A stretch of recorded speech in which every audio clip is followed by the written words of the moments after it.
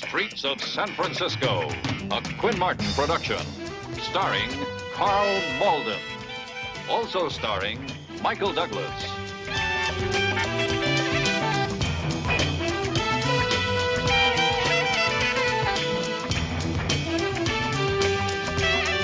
With guest stars James Olsen, Belinda J. Montgomery, Betty Ackerman,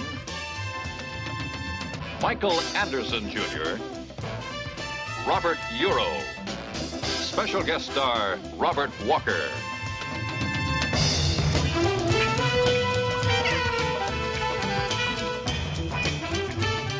Tonight's episode, Asylum.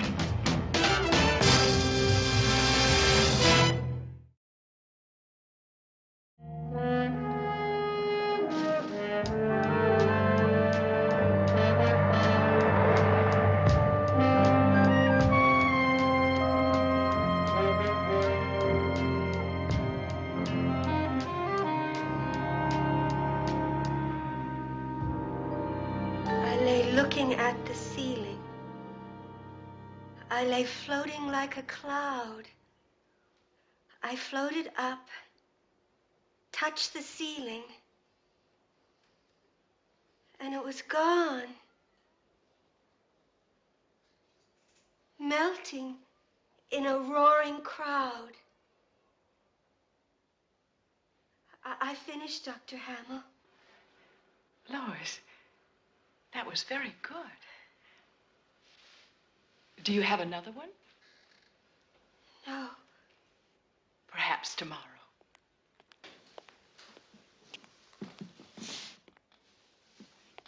Well, I see our reading time is over at any rate. And those of you who are going on the outing tomorrow will need your rest. That will be all for tonight. Thank you.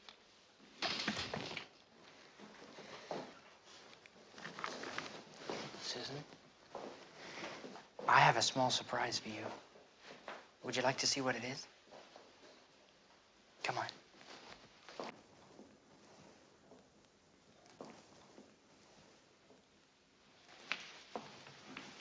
It's in my room.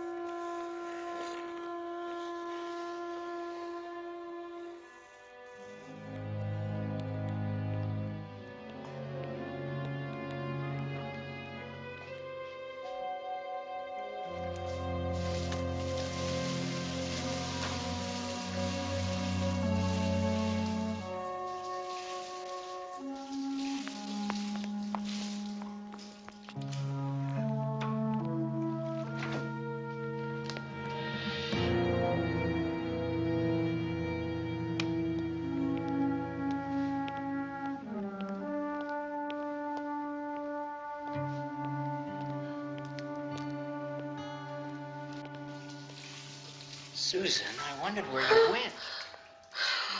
Susan, what's wrong? It's Mr. Collins. Help! Somebody help! Help! Floating like a leaf. A butterfly.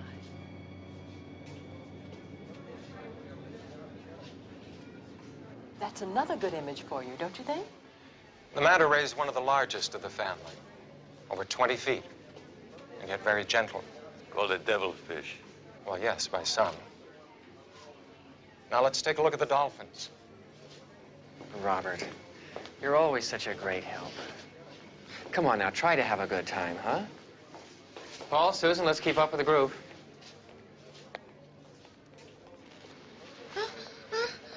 Susan, it's all right.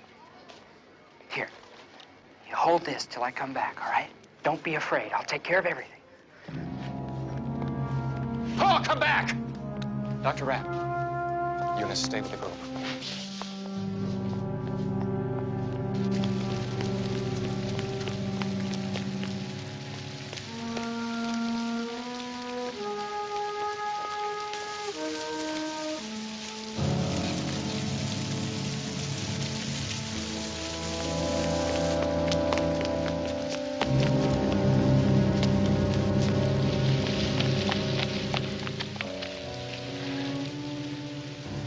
It's useless.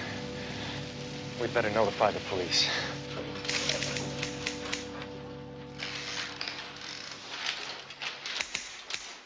Excuse me, can I talk to you, please? Sure. My name is Paul Bierce.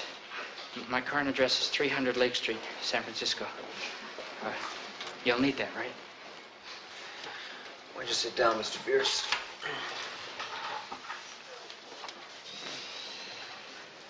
What can I do for you? I'd like to report a homicide. It occurred last night about 8:45. Same address. Last night? Why didn't you come here earlier? I know it sounds strange, but this is the first chance I've had. You saw somebody get killed? Yes. We didn't see who did it, but the victim's name was Max Collins.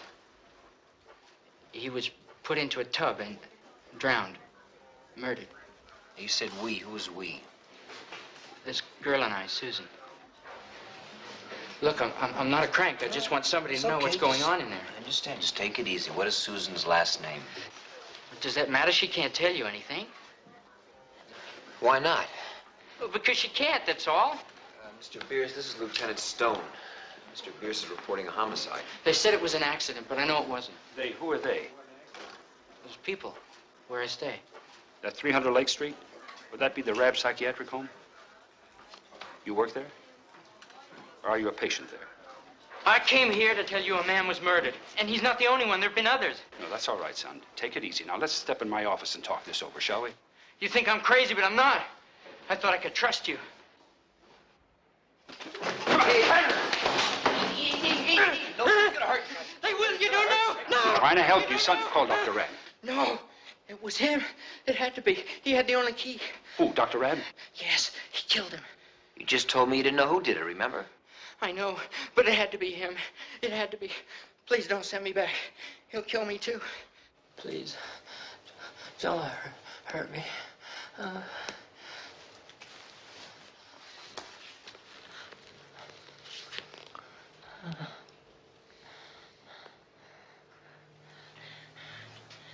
Relax, Paul. Go to sleep. He was doing so well. I'm sorry, Doctor. I should have watched him more carefully.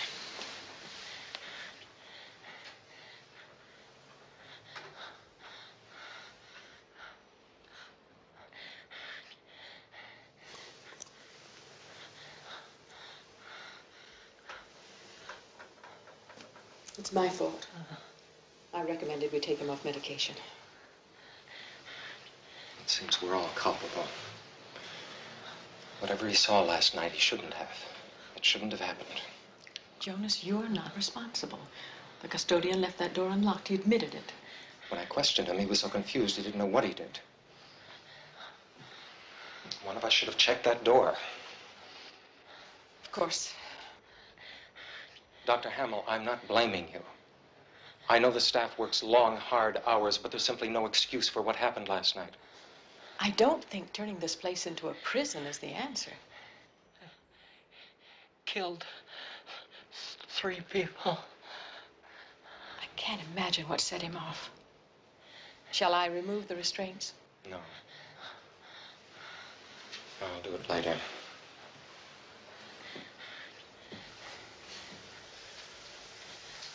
I'll wait until he's fully under.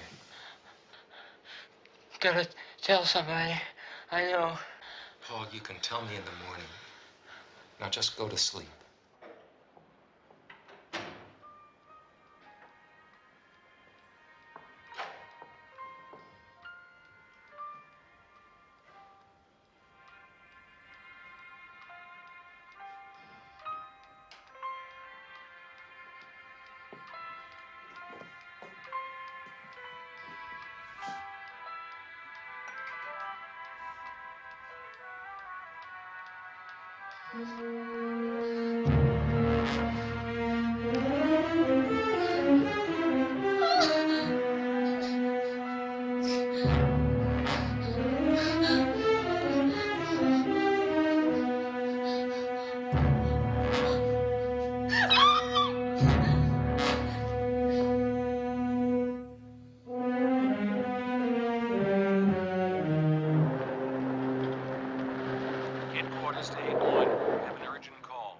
to Sawyer.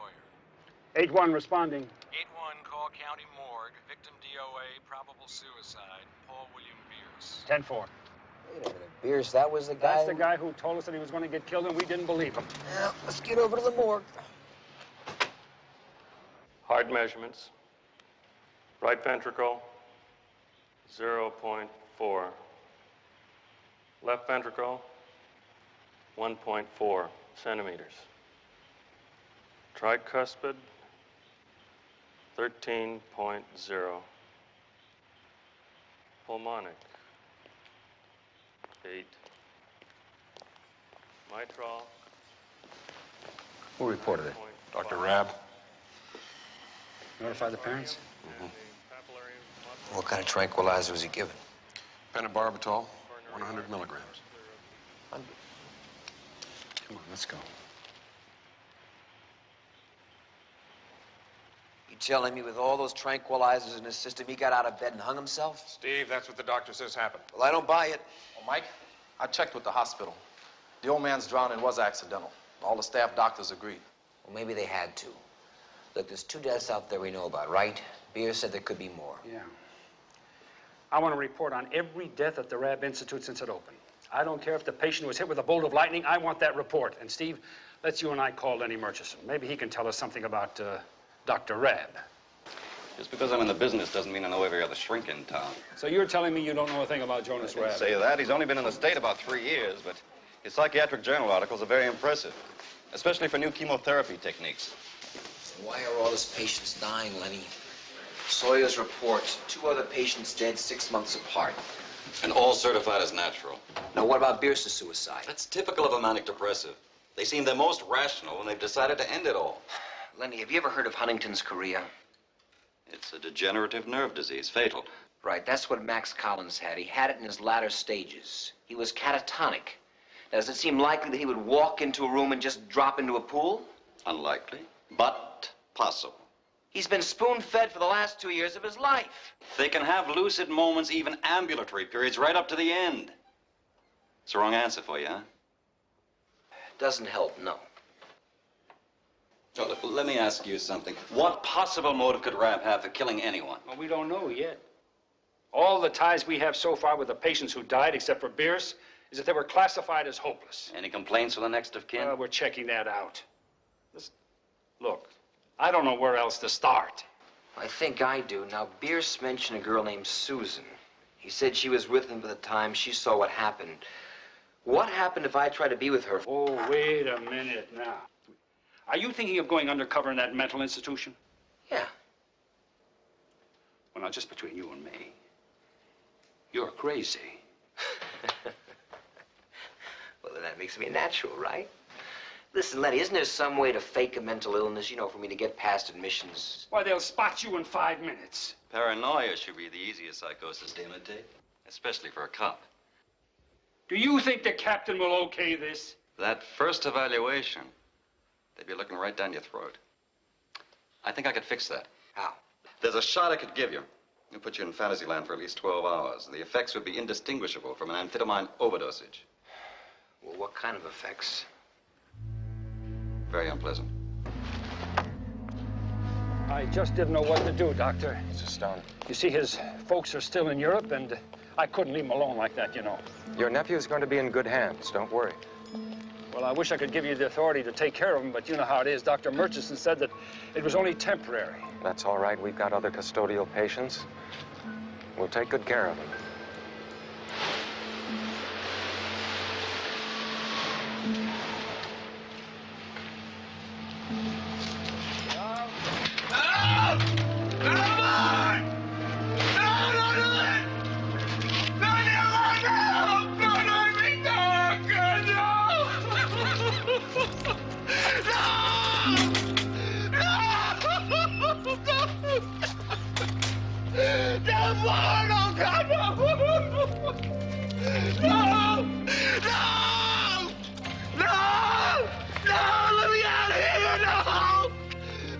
Don't worry. We'll take good care of him.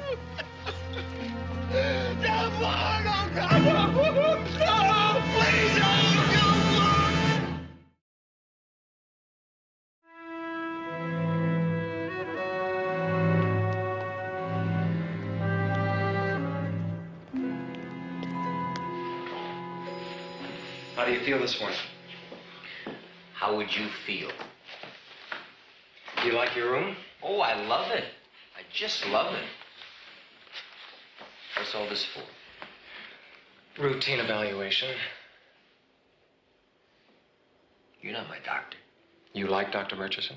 No. Why should I? He and my uncle got me in here. All right, Steve. This is called TAT, Thematic Apperception Test. So I want you to go through these cards and pick out one and make up a story about it and tell me what it is.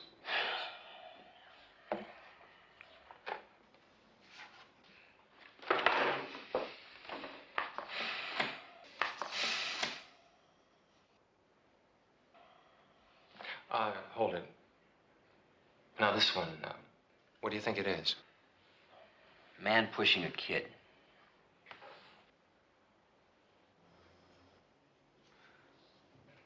Well, they're holding out their hands. Maybe they're trying to help him. They just want you to make you believe that. Do you think adults are trying to hurt the kid? Well, somebody's in it for something. Just like you. You want to keep me committed here, don't you? Why would I want that? Huh? A little green stuff? A little money I get from my grandfather? And you and my uncle get to keep it. We're trying to help you. Come on, doctor. Do I gotta take this now? No. No, we can do it tomorrow. I'll have Gene Watson take you on the grand tour. Get you settled in. On the right there is occupational therapy. Down there is the dining room. You a doctor? Physical therapist. You really dig this, don't you?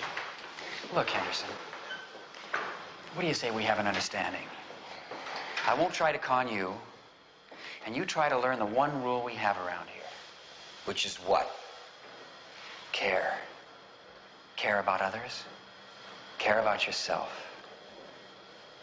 Come on, I want to show you something else.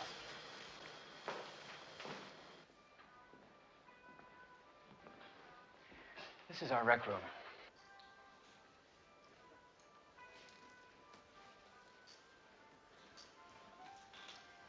You can read, watch TV, play cards. Dr. Hamill. Yes. This is Steve Henderson. I was just showing him around. Yes. Hello. Is it all right if I call you Steve? Yeah. Would you like to meet some of the others? Yeah, I guess. Come on.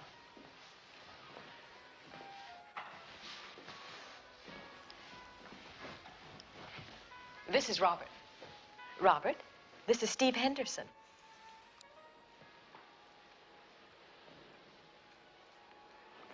Robert's a very fine carpenter. Yeah, he's very, very friendly, too. And this is Susan. She's one of our oldest friends. Who's that? Oh, that's our other Susan, Susan Howard. Steve, she may not respond. She doesn't to most people. You mean to me? No, I don't mean that. According to your records, you were a grade school teacher. So if I tell you that Susan is a schizophrenic, you'll know what I mean. Almost nonverbal. And she's recently had some, well, unpleasantness in her life. That makes two of us. I can try, can't I? Yes.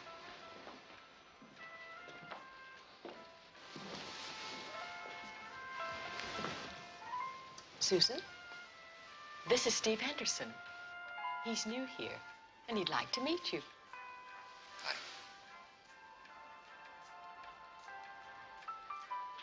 That's your radio? That's a nice radio. I used to have one that was just like that. Oh, Susan, I'm so sorry.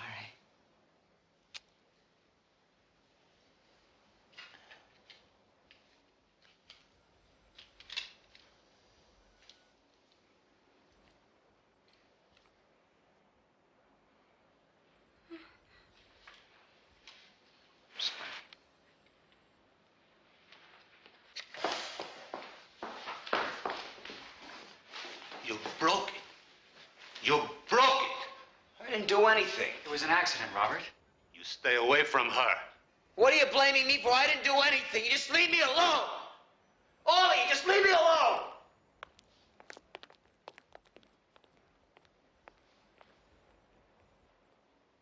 On October 1st, Peter Collins withdrew $20,000 from savings, 2 weeks before his grandfather died.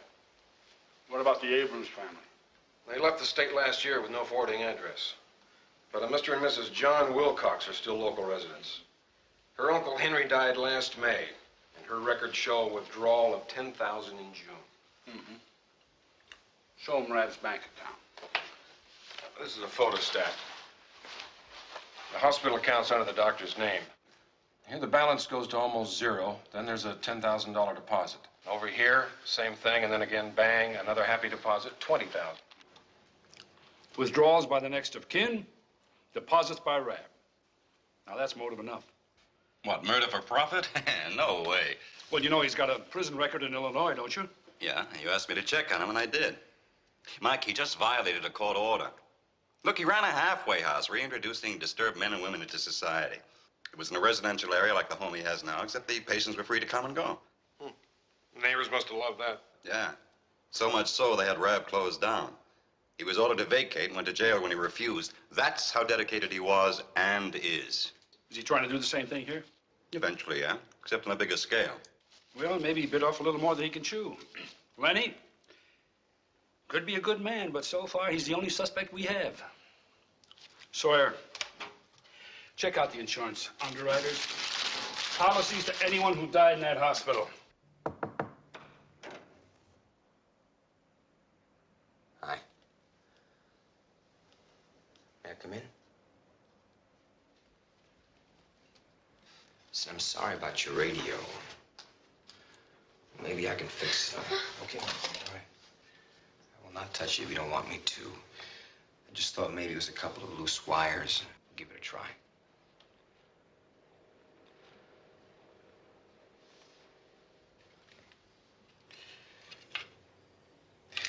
I'll bring it back, I promise.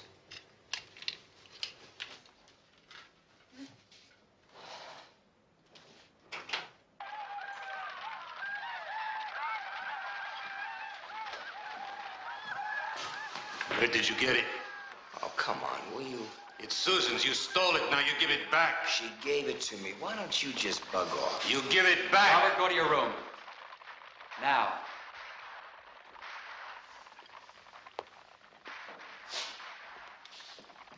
What's he so strung out about? Well, he's sort of adopted Susan. Feels protected, you know? He thinks of her as his daughter. Hey, maybe if you think of him as a parent, the two of you will get along better. As a parent? Are you kidding? You surprised me, too. I see you're starting to care.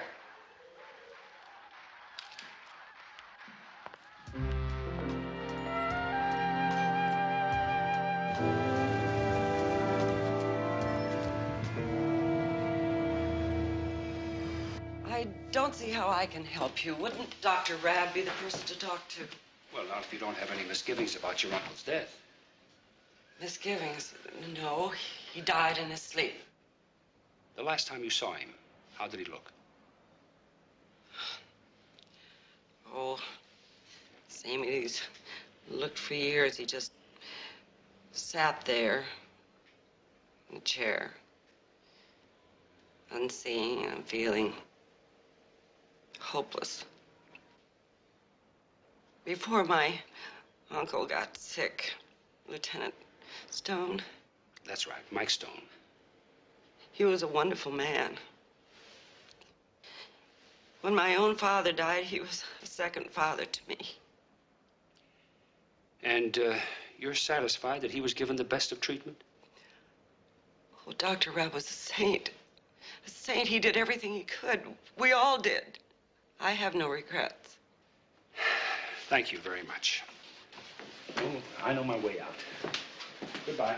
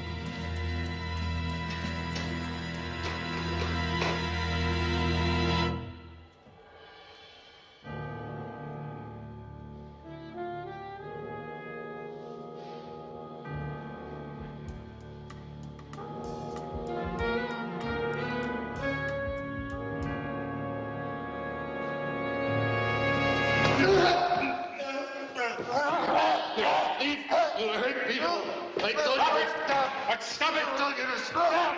Take him to Ward 3. Let me go. He's a thief. I told him to stop. He was stealing my daughter. I killed him. I killed him. I killed him. Well, you all right? What were you doing here? Hmm? All right. You just go to bed, all right?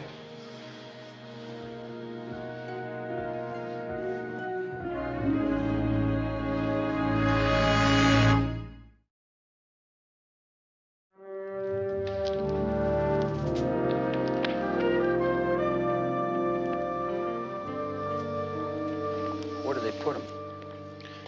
In isolation. I don't like it. I want you out of here. Come on, stop boring. It'll be all right. He could have killed you.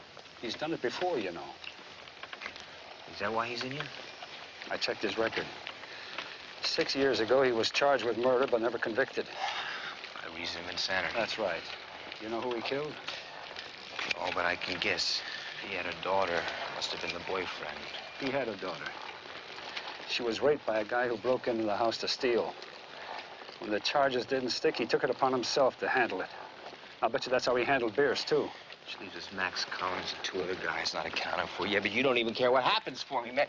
You never ever care what happened to me. No, why don't you just bug off? All right, come on, come on. Just bug off! Maybe it was my mistake, but just sit down here. Come on. Sit down.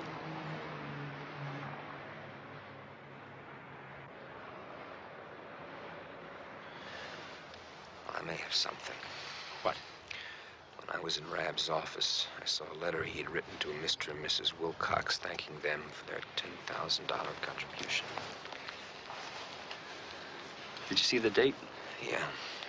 It's almost a month after the uncle died. Well, you got something? Maybe. Rab's bank account had some unusual peaks. Did you get a chance to talk to that Susan yet? It's tough, Mike. She's schizoid. So she doesn't know what she knows. Well, she knows Paul. If I can just reach her. Yeah, the killer can, too, so just be careful. Yeah. You know, we're not in control of this situation here. I can't help you. But I certainly can pull the plug. Yeah, well, you just don't worry about me. You worry about yourself. Just don't worry about me, because when I get out of here, I'm going to see a lawyer, and you're going to wish that you never knew me. That's right.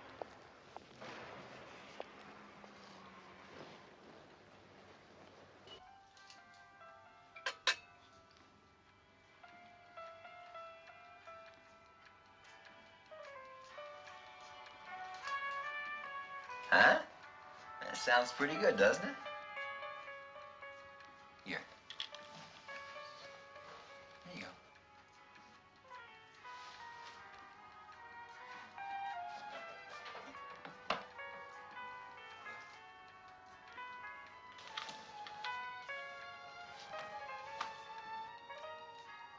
No. Don't be afraid. Just wanted to talk to you for a while. You don't have to say anything if you don't want to. Just listen.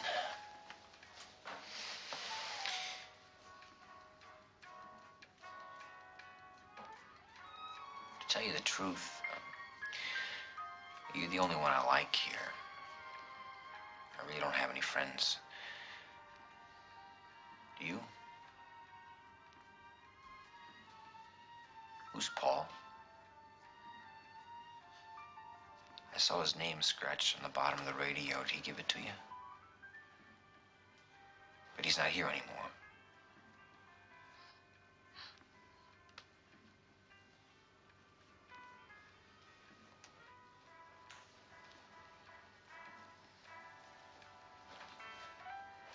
You know what happened to him?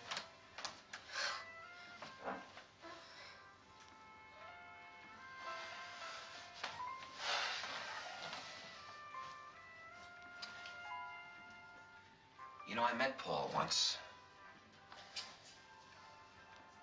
Yeah. Came to see a friend of mine, a policeman. You're not afraid of policemen, are you? Well, Paul wasn't either. Except this friend of mine, he's kind of funny looking. Yeah, he's got these big, fat, flat feet, right? And a most huge, enormous stomach. Yeah. He looks like a duck. Or when he walks, he sort of waddles. He waddles around. Just like a duck would waddle, you know? He's really funny, yeah.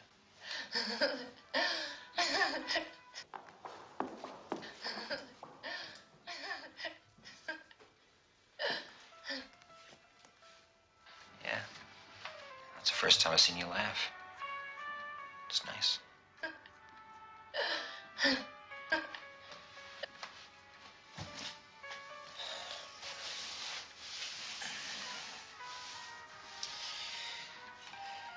Let me tell you a secret. All right, if I tell you a secret, you gotta promise to share one with me, all right? What if I told you that I was a policeman? Yeah. I got a badge and everything. No, I do, really. You know, Paul, he told me a secret, too. He told me about an old man named Max. Max Collins. You remember him? Yeah, he had an accident, didn't he? Do you remember where he was? Susan, he was in the water. Who was with him? Was it Dr. Rabb? Susan, who was with him? Steve, I think you'd better leave. What are you doing here? Susan, wait a minute. Susan, it's all right. Now look what you've done. Who are you? Who are you? Who am I, Doctor? So just leave me alone, will you?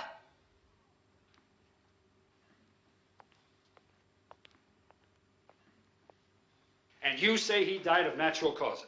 Yes, his heart just stopped beating. Dr. Rabb told you that. Lieutenant, the man was 79 years old. What's the big problem? The problem is his heart didn't stop. It was stopped with an overdose of a drug called digitalis. What? How do you know that? We had his body exhumed with a court order. The autopsy was performed 2 hours ago. But you had no right to do that. We had every right to do it. Your uncle was murdered. That's impossible. Is it? Or is it possible that you paid Dr. Rabb to do it with a $10,000 contribution? John? Nancy? We also know that you got some money from an insurance policy. But it wasn't for that. It wasn't for the money. Nancy, stay out of this. She's not involved at all. Now, Lieutenant, if you're going to charge me with some crime, I think I better call my lawyer. Mr. Wilcox, 3 other people died in that hospital. All hopeless cases. Now, I'm not going to argue with you whether it was good for them or not. But last week, a young man died in that hospital, and he shouldn't have.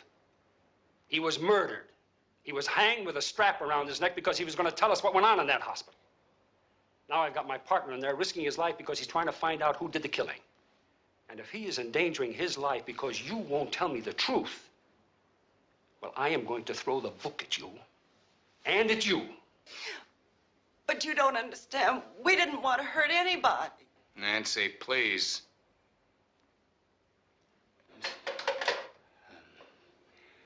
But my wife had nothing to do with it at all. But if it's wrong, we're both wrong. I made John, all the I want to tell him. Nancy, don't. Lieutenant, my uncle begged me before he went into the hospital. He begged me not to waste our lives or our money. The last thing he ever said to me before he died was, let me go.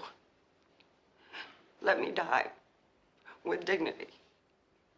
But I couldn't. I just couldn't. So for 3 years, we scraped together every nickel we could find just to keep him alive. And he was nothing but a ghost.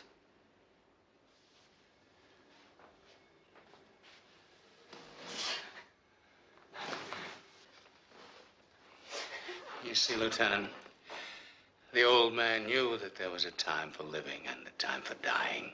Dr. Rabb chose that time. But you don't understand. Dr. Rabb took marvelous care of those people. I want to ask you something. Was it his idea or yours? Oh, she wasn't even there. And it wasn't Rabb either. It was one of his assistants. Who? Mr. Watson. The physical therapist? Yes. We were walking in the garden one day, and I told him the situation. I have a sister who was sick and needed an operation she couldn't afford, and believe me, I didn't have enough money for her and Henry. And there wasn't any room in the county hospital, so believe me, I was desperate. And he said that he could help you out if you brought enough money. Lieutenant, you just don't understand, eh? The money wasn't for him. It was for the hospital so that it could stay in business, so they could go on helping people who could be cured.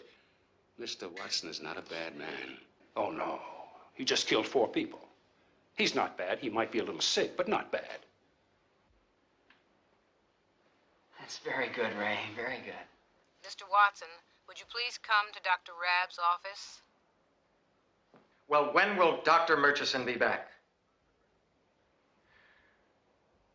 All right, just have him call me as soon as he can. Yes, it's an emergency.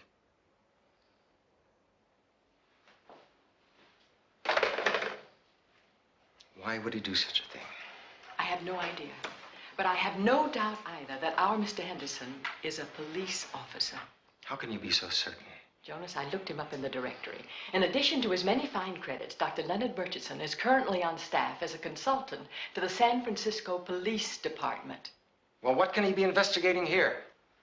I think we should ask Mr. Henderson that. Watson, please bring Steve Henderson to my office. Yes, sir. Dr. Rabb, is something wrong? Very wrong, I'm afraid. Just tell him that I'd like to see him in private consultation. Nothing more, you understand? Yes, sir.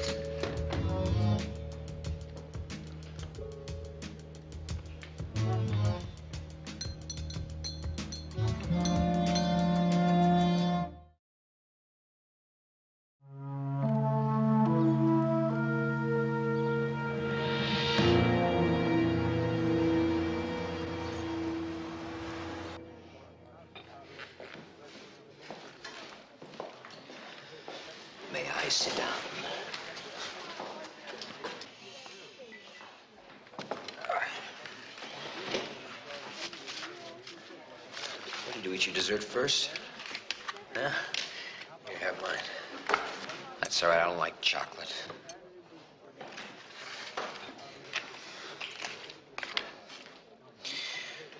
Listen, when the meal's over, you want to take a walk?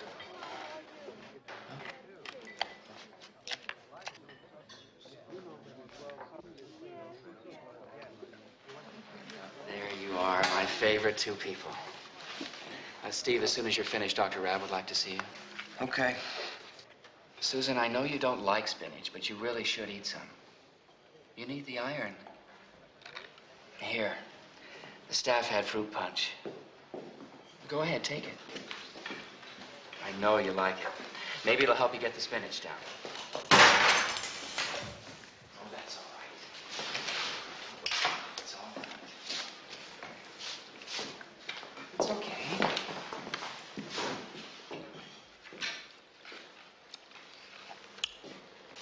That for me? Yeah? A little trade for the cake, huh? Thank you.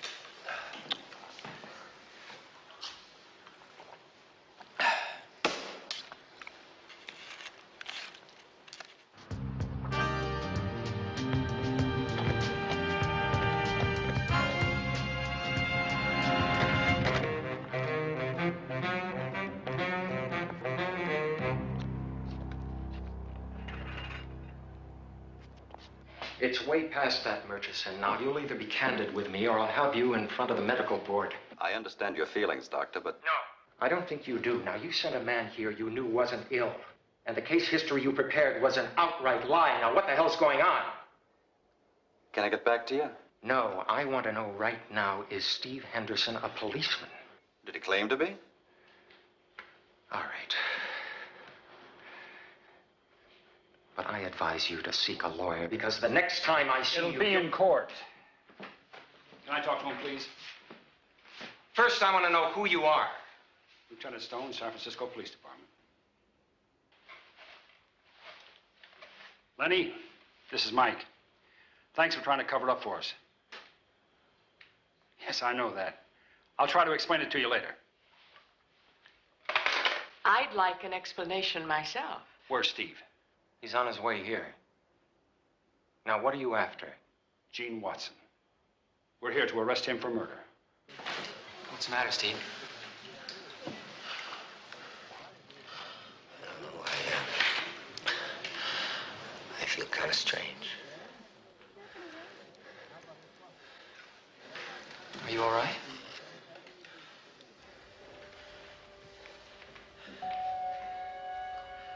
You were the one she saw.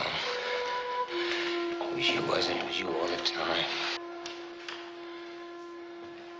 You better come with me. Stay away from me. Sit! Stay away from me! Come on, Steve. You're trying to kill me.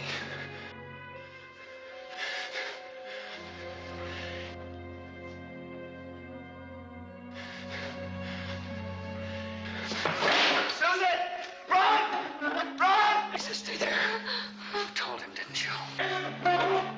Okay now, Steve. Now take it easy. Now everything's gonna be okay. Now, come on, Steve.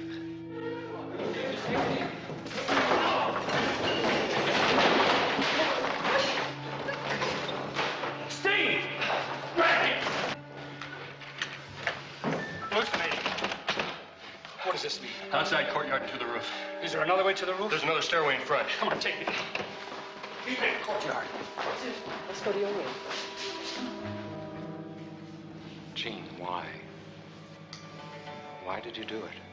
Well, because I wanted to help, that's all. Help you. Help them, help their families. Well, don't you see, I believe in you, Doctor. I believe in what we can do here. But you needed the money to keep going. That's why I did it. I gave it all to the hospital. It wasn't for me.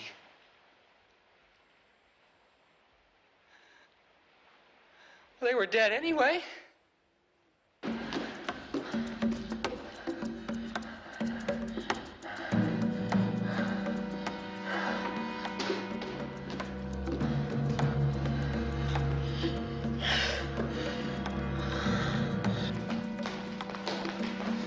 There are the stairs. I'll watch the door.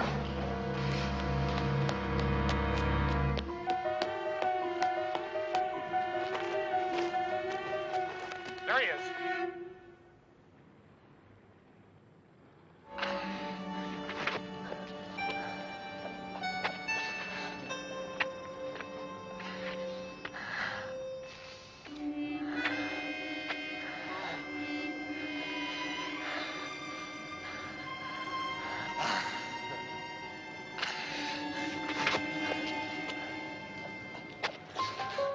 Steve.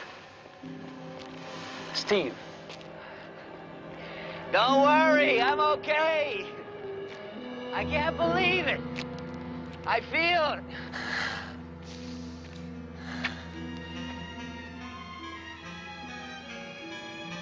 No. No. You stayed back! You stayed back!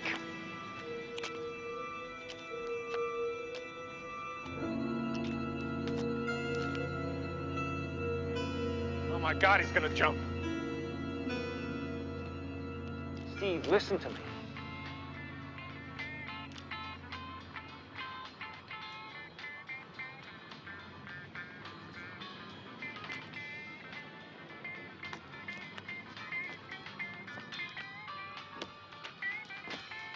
Steve.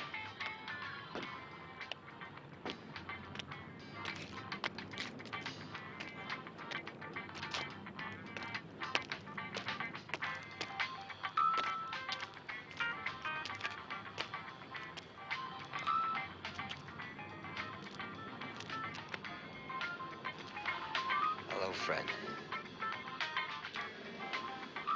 You want to join me? Music never stops for you, does it?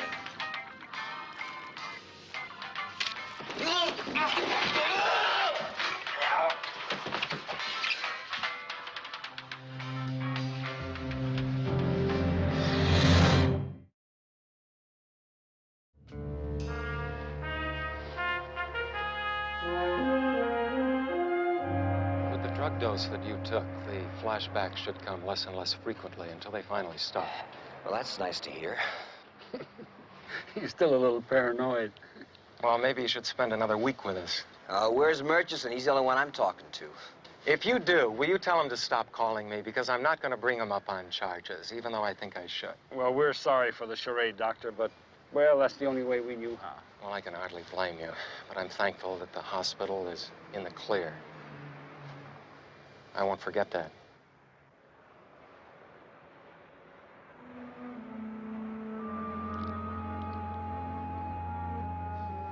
And thanks to you, Susan's coming along quite nicely. Well, at least I have some idea where she's coming from now. It'll be a pleasure watching her be able to go home. Excuse me.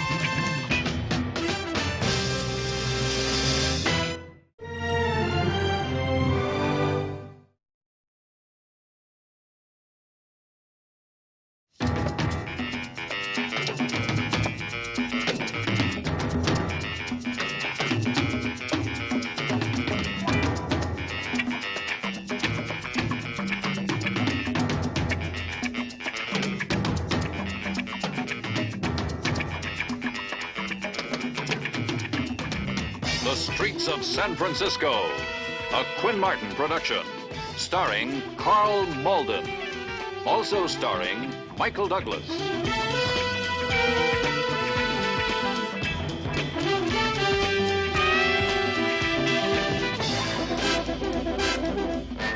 With guest stars Mariette Hartley, Clint Howard, David Bruner, Marge Redmond.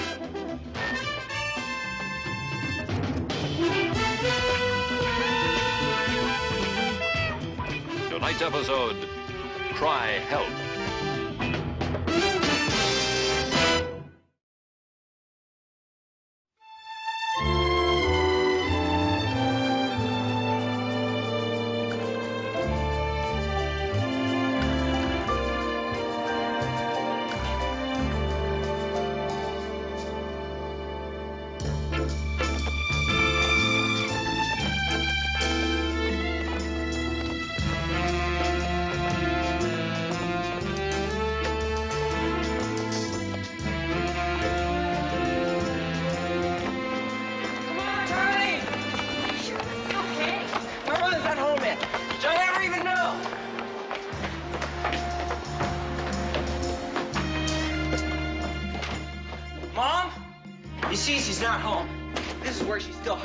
Still thinks I don't know.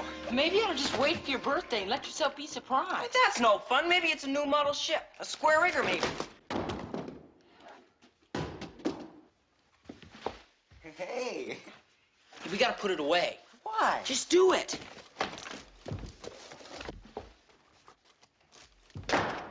What have you got there? Mom said we had a gun. A real gun. But she never said where. Mother's not home? You better run along. Yes.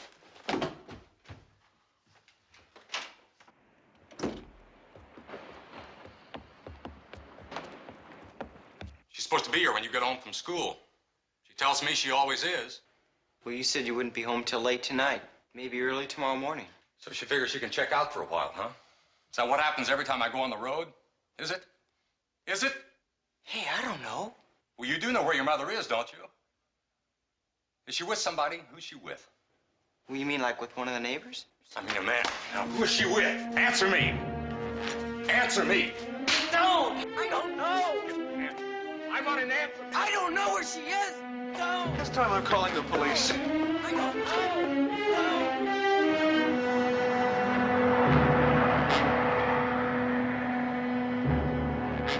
Headquarters report of a possible 240 in progress at 589 Haywood. Any other units in the vicinity? 240. Oh, child beating. Yeah, it's a couple blocks away. Inspectors A1 to headquarters. We'll respond to that possible 240. Child beating.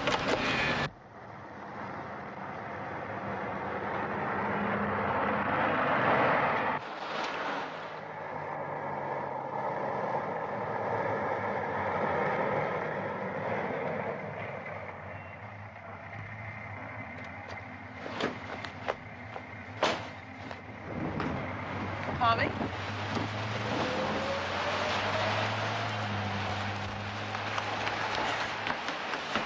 Hey, Tiger.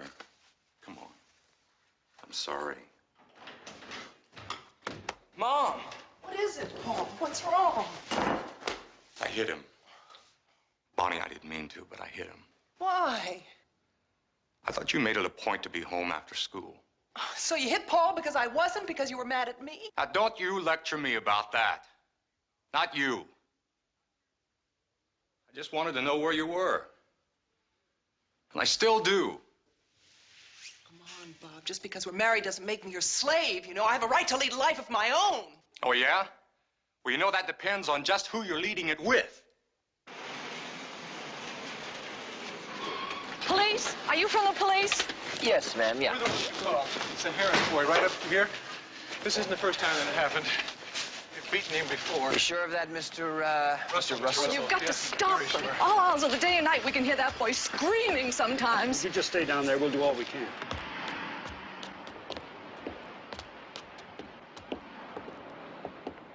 I know what you're doing, Bonnie, and I'm not going to put up Hello? with it. Hello? I can't. Hello? Hello? Just a minute.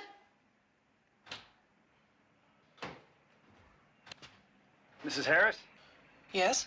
I'm Lieutenant Stone. This is Inspector Keller. We received a report that there's a problem here. May we come in?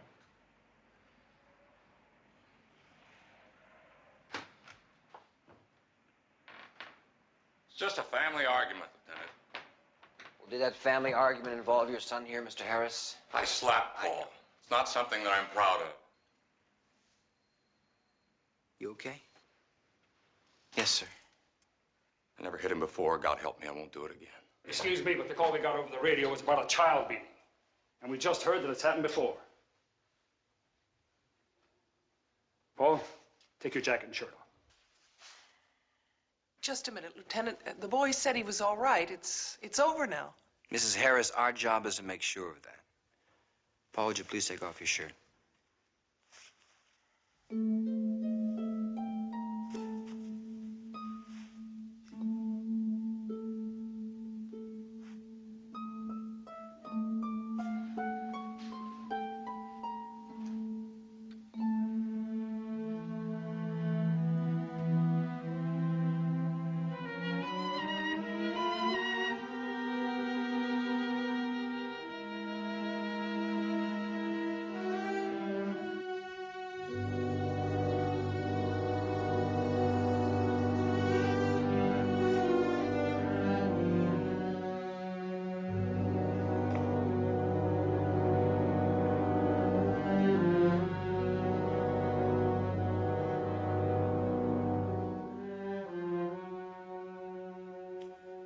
Okay, you can put it back on. Paul, how old are you? 13. 13. I want you to be honest with me. Did your father do this to you? He's not my father. This is Paul's stepfather, Lieutenant. Oh, I see. Paul? Well, I fell down some stairs. You know, at school, they're real high. He has a balance problem. We're having a doctor check into it soon. Yes, you do that. I'll put it in our report along with everything else. No, don't bother. Stay right here.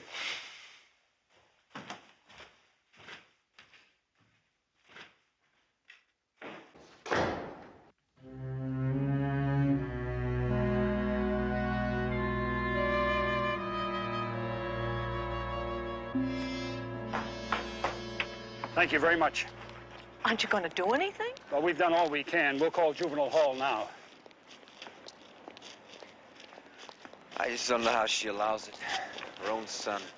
Well, that's one I can't answer, Steve. I only know when you respond to a 240, a child beating call, it's ugly. It's one of the ugliest. See, was that kid standing over there when we drove in? Think so, yeah. Hi. You live here? What's your name? Tommy. Are you a friend of Paul's? You guys are cops. Came by to help Paul. Tommy, how'd you like to do your friend a favor? Can you tell us what happened at Paul's? Did you see anything?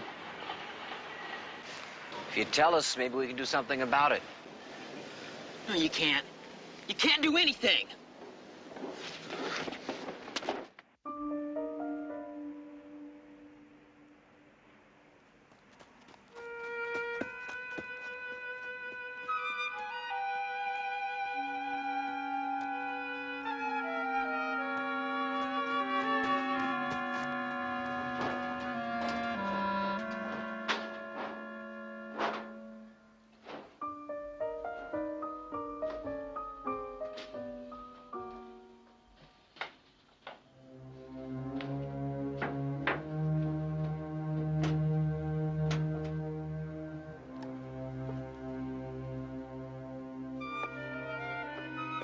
Paul?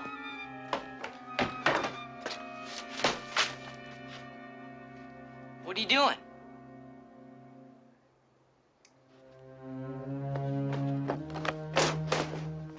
Been here all day? Yeah. Half lunch? No. Here. Go on, I saved it for you. I'm not hungry. Take it anyway.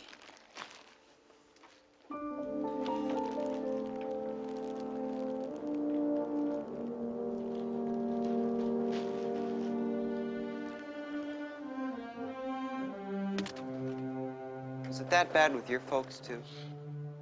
Worse. What did you do? Here goes algebra. Ah, 2 points. I heard you got in trouble. Told you that. Mom. She doesn't want us hanging around together. I was just a kid then. Everything's different now.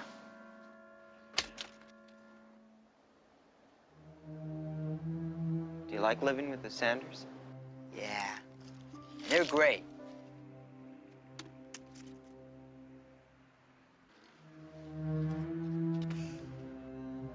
Don't you ever miss her? Your real mom? Not anymore. Could never feel that way. I wouldn't care what she did. She doesn't mean it. I know that. Well, I gotta get going. Trash man comes tomorrow, and I gotta empty the waste baskets and stuff. You coming? Gotta go home sometime. Come on, I'll race you.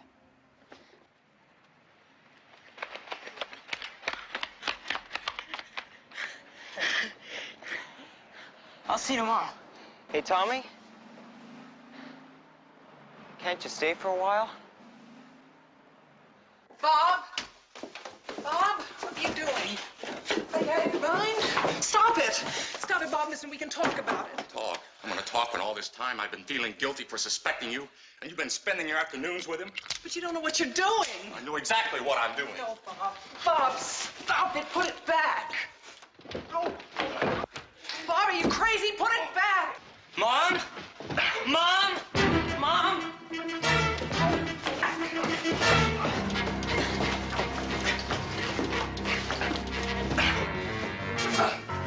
No! Don't! Stop it!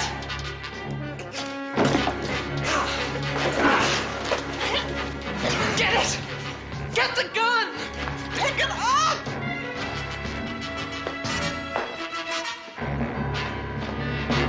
Don't! Stop it! That does it. I'm calling in again.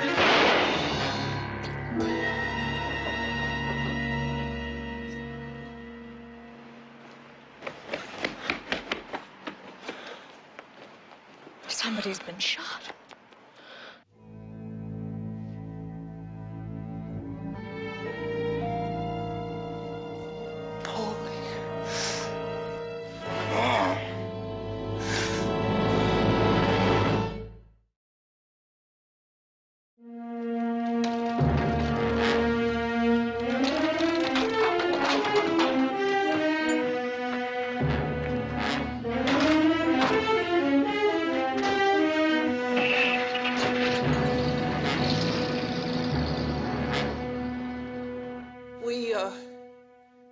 We struggled.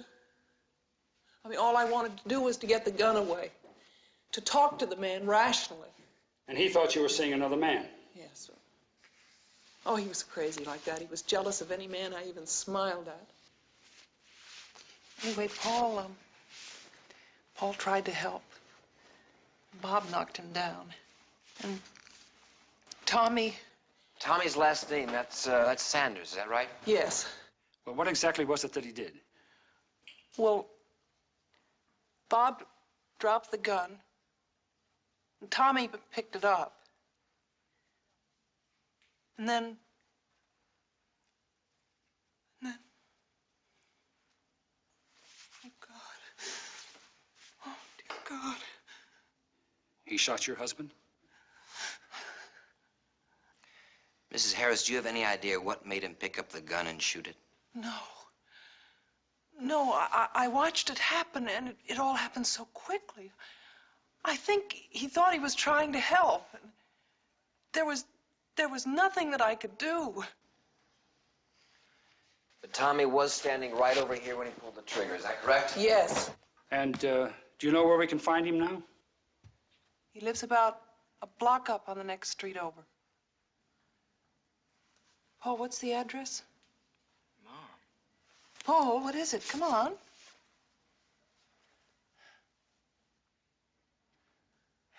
It's a fourth house.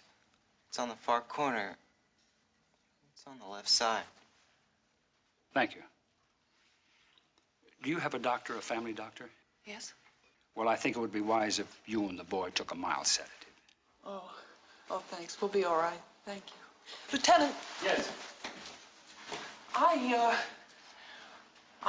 never liked Tommy playing with Paul. I never liked it. One of the neighbors said that he'd done some bad things, some juvenile problems. He even had a record. Record? What was it for? Oh, no, I didn't listen. It was gossip. I didn't... That's all right. We'll check it out. Goodbye. Bye, Paul.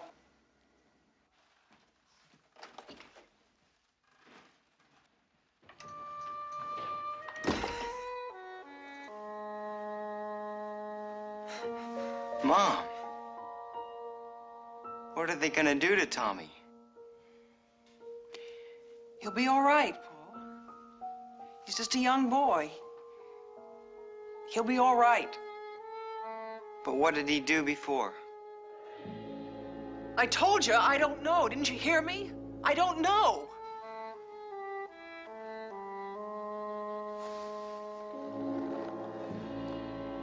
Yes, ma'am.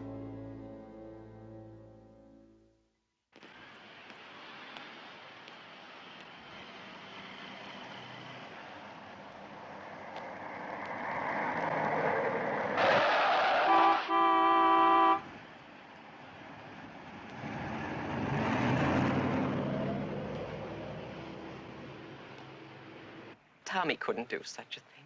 Well, that's why we're here. We wanted to hear Tommy's side of the story. May we talk to him, please? Well, he isn't here. I haven't seen him since this morning. But Tommy is not the kind of a boy that you can hold on to too tightly. He needs room. He needs trust. More than most boys his age? Yes, I'm afraid so. You see, Tommy is our foster son. Dave and I, that's my husband. We love Tommy very much. And we're trying to help him learn to live with his past and overcome it. I just can't believe that anything like what you're saying could happen again. Again, ma'am, Just what is it Tommy has to overcome? Brutality. Ugliness. A nightmare no child should have to live through. You see, Tommy's parents, his mother drank. She couldn't even make a decent home. And she was more afraid of losing her husband than she was of anything else in her life. And he apparently blamed his wife and his boy for all of his own failures. Then one night, about 6 years ago, Tommy was 8. His father started in on his mother, beating her. A child like that, all he knew was that it was his mother and he loved her, needed her.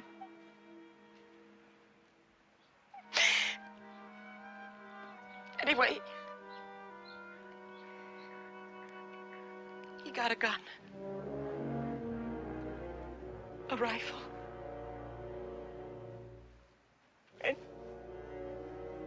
he shot his own father.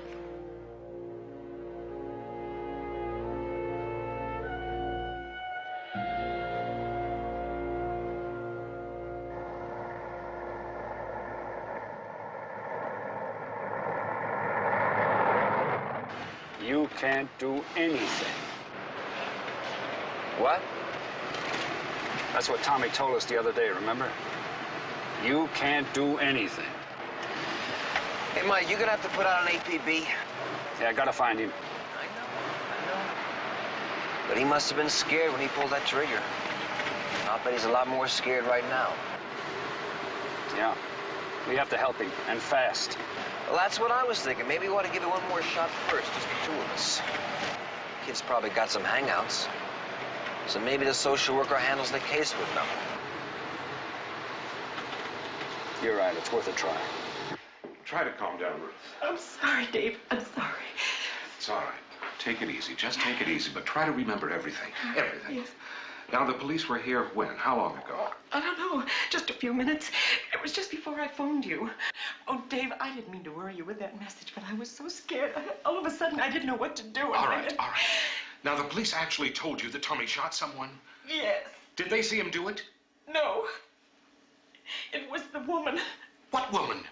Oh, she was the mother of the boy he was playing with. I think their name was Harris. They're positive? She described everything that happened to them. Where did the gun come from? I don't know. How could he have gotten his hands on a gun? Well, it was theirs. It must have been in the house somewhere. And then they said Tommy ran? Yes. I mean, how did something like this happen? Tommy!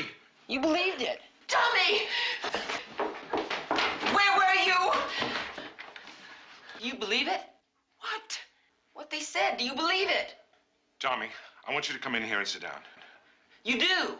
Tommy! You do! No! Tommy! Tommy!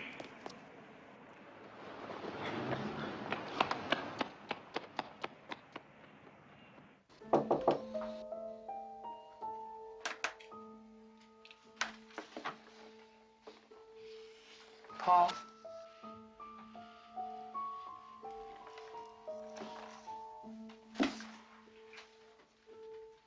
You all right? Yeah, What are you thinking? nothing.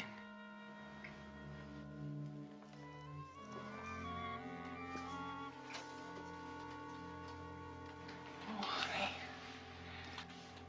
Oh.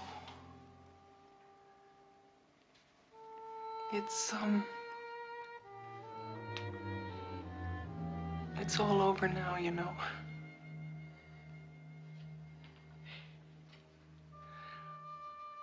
Hey.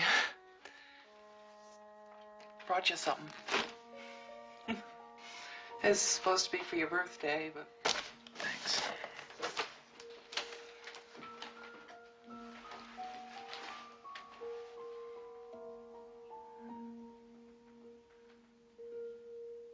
You gonna open it? Yeah, sure.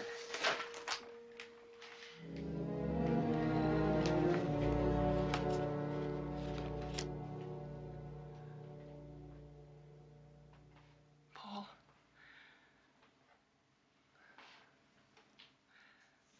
You're all mixed up, aren't you?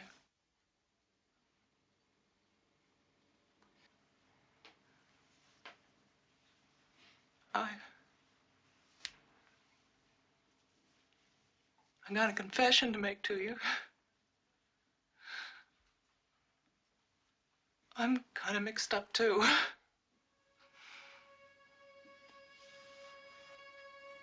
I need you, Paulie.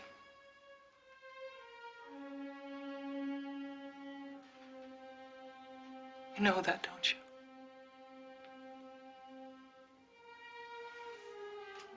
I know I don't act like it a lot. But I need you now more than ever.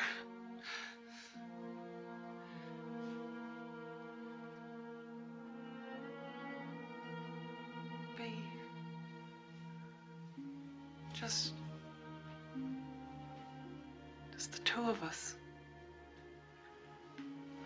Like it was before. You mean when Daddy left? Yeah. Yes, when your daddy left. Mom? Yeah. Won't he ever come back? No. Why not? Oh, Mom. Please, what did I do? No, Paul, honey, you didn't do anything. You're mad again. No, Paul, I'm not. I'm not mad. It's all right. What's all right? That you're mad at me. I think I'm old enough now that I can understand. Understand what? Why you blame me for Daddy's leaving? Oh, Paul, that's not true. Mom, please. You said you were mixed up, too. Was it about me, or was it about Tommy? What? If it's about me, it's okay. Really, I understand now, and it's okay. But Tommy... Oh, shut up, Paul. Mom. Shut up. Mom, please. Just can't do shut anything. up. Mom. Mom.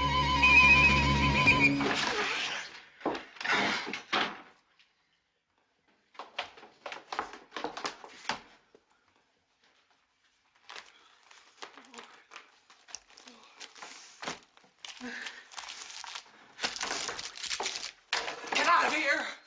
You get out of here.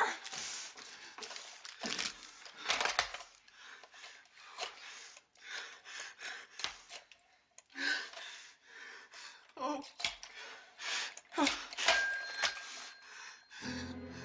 Hello. Hello. This is Bonnie Harris. Help me, please. Oh, dear God, help me. Help me, help me.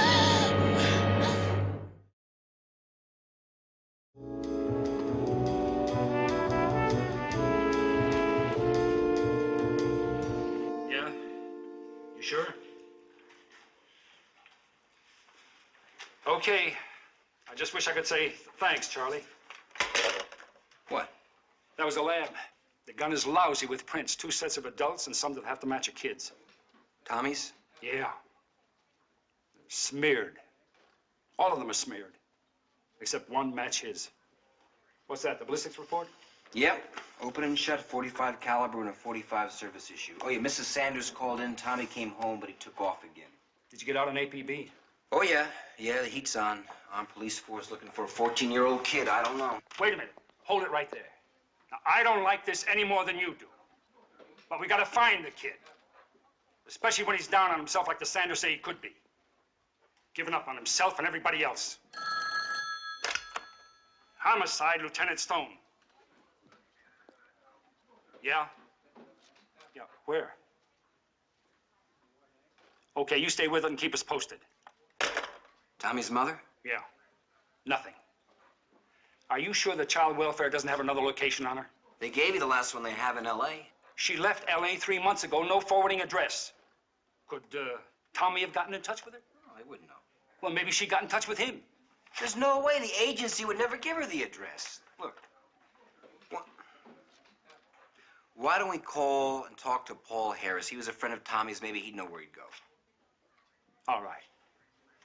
I guess we better talk to him. That's all you can do is just keep digging. Dig, dig, dig. I'm sorry, son, but $2.52 won't take you to L.A. Not even on a kid's ticket. How far will it take me? Local bus? Oakland, maybe. Tell you what I'd do if I was you, though. I'd complain to the interstate commerce people after I got home. Look, son, I don't know what your folks are sore about, but they'll cool off. Take it from a guy who's been there. Doesn't help to run away. Son. Son.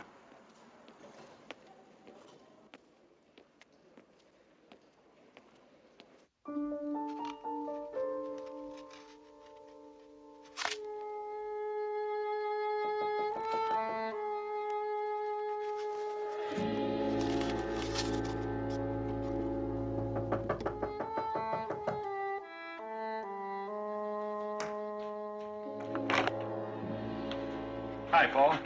Hi. Is your mother home? No. Well, do you think she'd mind if we came in for a minute? I don't know. Just a minute. I'd like to talk to you about something. I guess so.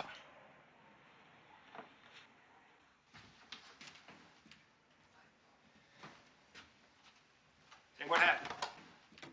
Have an accident? I was trying to fix it. Oh, hell. Looks like you got a pretty good repair shop here.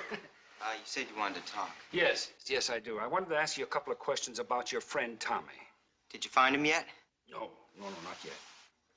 What's going to happen to him if you do? Well, that's not really up to us. We're just trying to find him, make sure he's all right. You know where he is? Are you gonna put him in jail? No, we don't put children in jail. Well, what do you do with them? Well, we take them to juvenile hall for a while until the judge decides what's best for them. What if they've been in trouble before?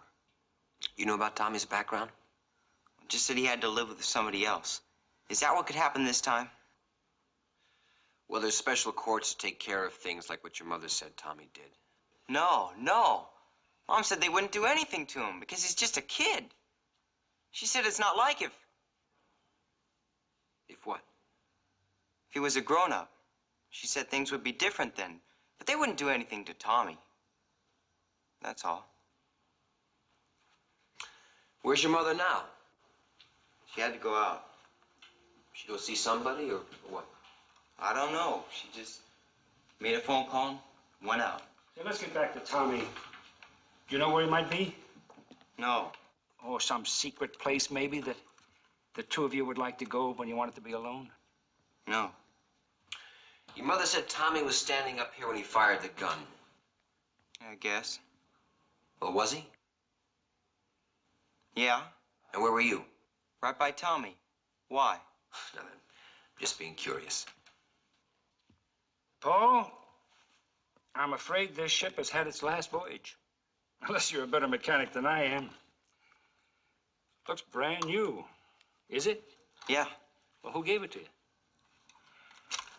Got it from my mom.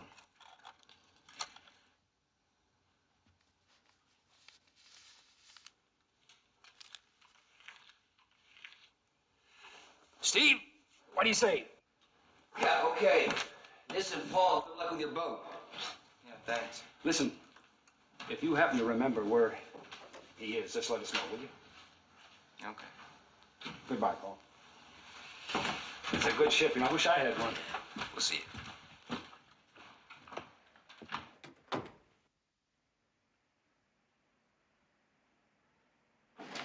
Just what did you pinch in there? Phone number? Since you got a phone call left, I figured maybe that'll tell us where she went. And that stuff about where were you standing? What's all that about? Two kids, they're standing right next to each other. Oh, now, wait a minute. What? Are you saying that this kid pulled the trigger? This is the kid that Harris beat up. But Tommy was the kid that ran. I think Tommy has been running all his life. At least that's the impression I got when we were talking with Mrs. Sanders. Well, are you thinking that Paul's mother lied just to protect him? Isn't it a mother's natural instinct to want to protect her child? He sees his mother and father fighting.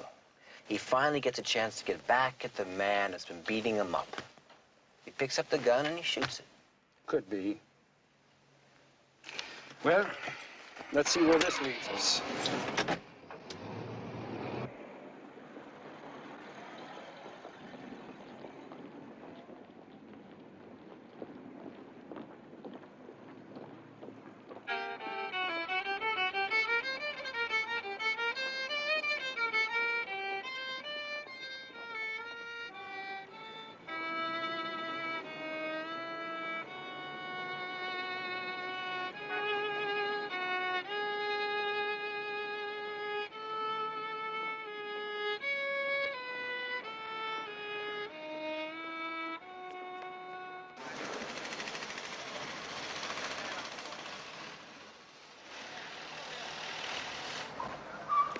Look at that. Yeah. Hey, aren't we supposed to know that kid? You mean the kid homicide's looking for? It fits the make. You better call it in. Central 4 to headquarters. Spotted suspect of APB for murder warrant. Headed west at Market and Pine. Partner in pursuit on foot.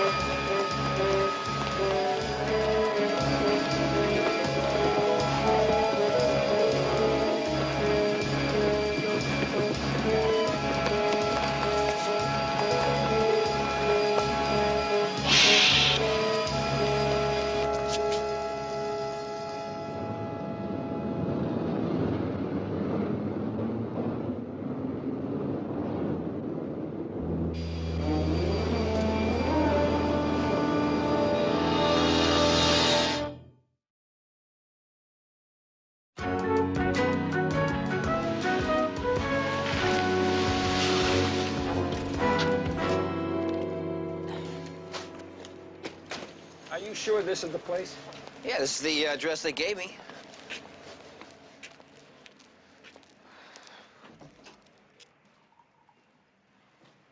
Oh, Ed Cooper, can I help you fellas? Yeah, my name is Stephen Keller. This is Lieutenant Stone. Oh, yeah. You handle a case involving a family named Harris, or Robert Harris. Yeah. Is there no way we could talk alone for a moment? Well, I guess so, sure. Say, I wasn't aware of this service. Maybe you need publicity. Good thought, Lieutenant. But child abuse is something most people don't want to hear about. They just keep hoping it's going to stop on its own. Well, let's see here. No way. Lieutenant, I'm sorry, but it looks like we're going to have to use my private office. What, this is your private office, Mr. Cooper? I always thought it was mine. Well, this is where it's happening, isn't it? It certainly is. And the name is Ed. This is strictly a first-name operation. All volunteers. And all former bad guys. You were one of these guys? That's right. But it's been a long time for me now. And I'm hoping I can help keep somebody else from going through what I went through. What I put my son through before I got help. So now I man the phones once a week and hope that some other abuser will call up and cuss me or talk or just cry instead of taking out his frustration on his kids. And that's the cause, huh? Frustration. Well, I'll tell you, Lieutenant. I've got a library on the subject at home. There are so many causes that nobody's sure. Now, the only thing that is sure is the damage that's done. 250,000 children are beaten or injured every year. 35,000 of them end up seriously hurt. 2 of them die every day. And at the hands of the people who are supposed to love them. Well, what do you think caused Mr. Harris to lay into Paul the way he did? Mr. Harris? Yeah. Mr. Harris had no problem that I was aware of.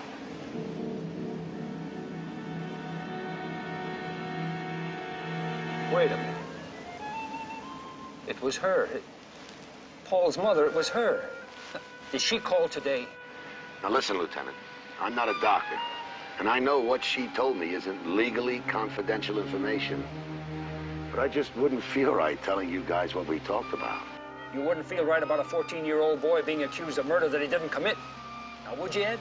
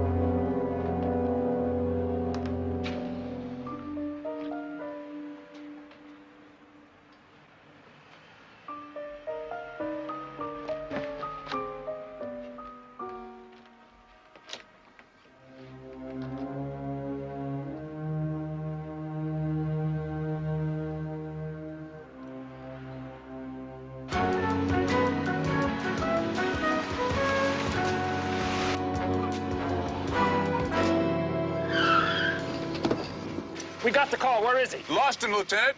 We know he got off the BART at Lexington. All right, he doesn't live too far from here, so he probably knows this area better than we do. Check the lumber yard. Don't stop. Get going. Around the block. Come on.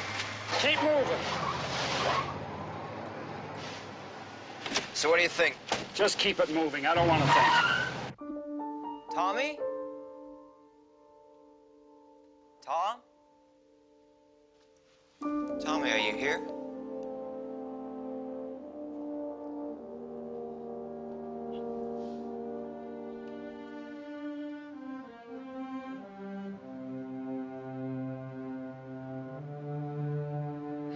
Tommy, I'm sorry. I am.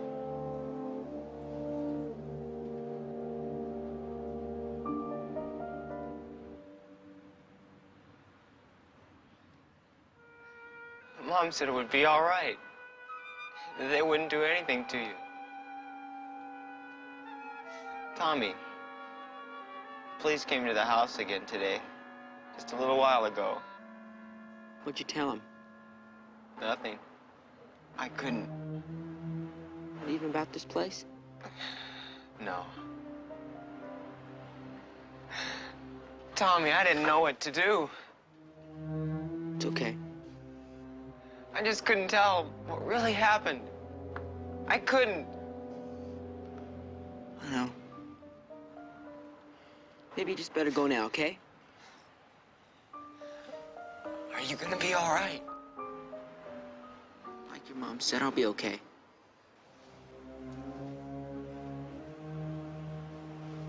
I'll see ya. Yeah.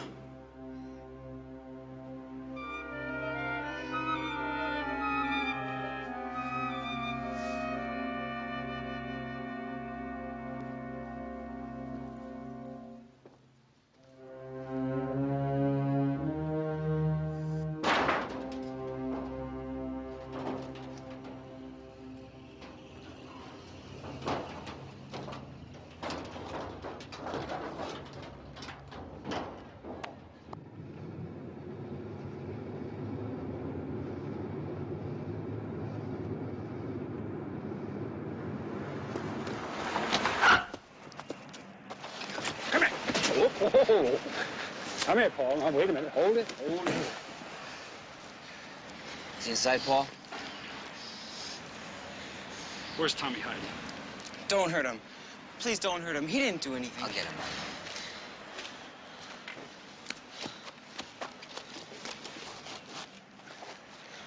Inspectors 8-1 to headquarters.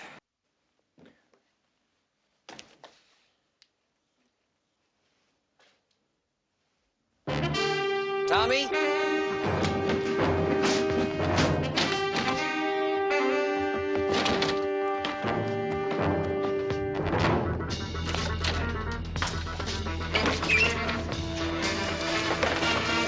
It's okay, Tommy. It's all right. Nobody wants to hurt you. All we want to do is help. I think I did it too, don't you? Well, did you? Doesn't matter. Oh, come on. It matters a lot, especially to your mother and father. Oh, I heard her talking to him. She thought I did it too. Well, I don't know what you heard, but I know what she thinks about you. But she told me herself. That's right, yeah. And right now, she's pretty scared with you running off like this. So why don't we go on home? So she'll know you're all right, okay? Come on.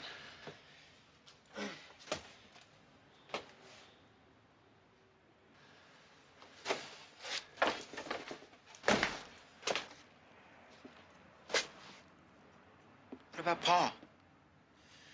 We're gonna want to talk to Paul's mother, too.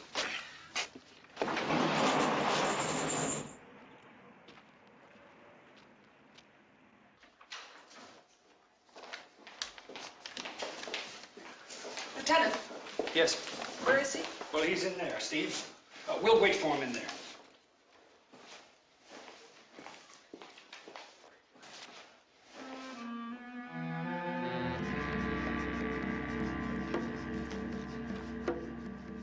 What's the matter? What do you want me to do? I thought you wanted to prosecute him. No. No, I don't want to do that. Does he have to be? You said he killed your husband. Well, but he was just trying to help. I mean, he was just a young kid who was trying to help. Well, you saw him pull the trigger, didn't you? You said he picked up the gun and shot your husband. Well, that's what you said, didn't you?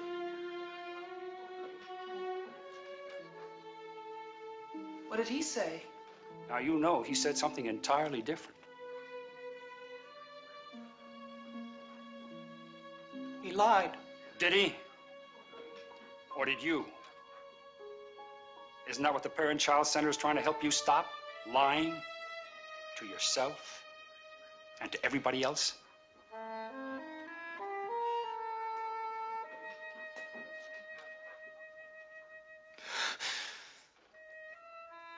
We know how Paul got those welts. Mrs. Harris, you knew about Tommy's problem, didn't you? And you thought we would hold that against him. Take the blame off of you. A 14-year-old boy. Now, you pulled that trigger, didn't you? Don't lie.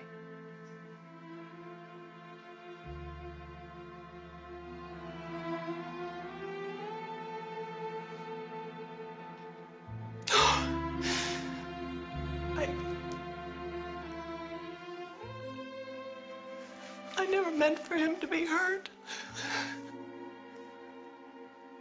I only thought.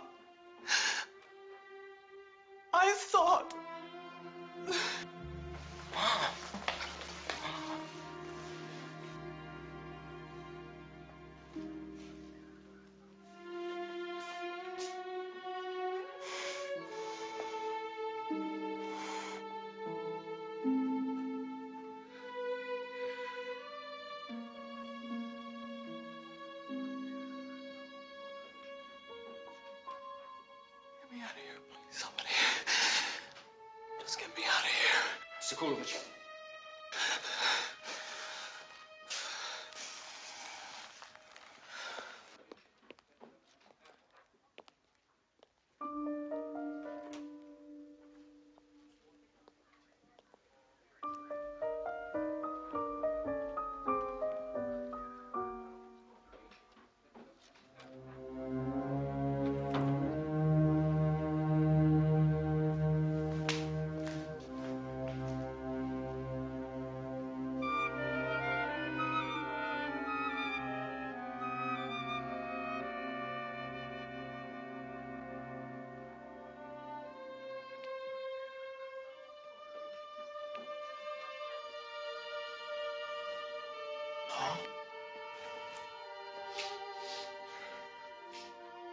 Paul? Tommy?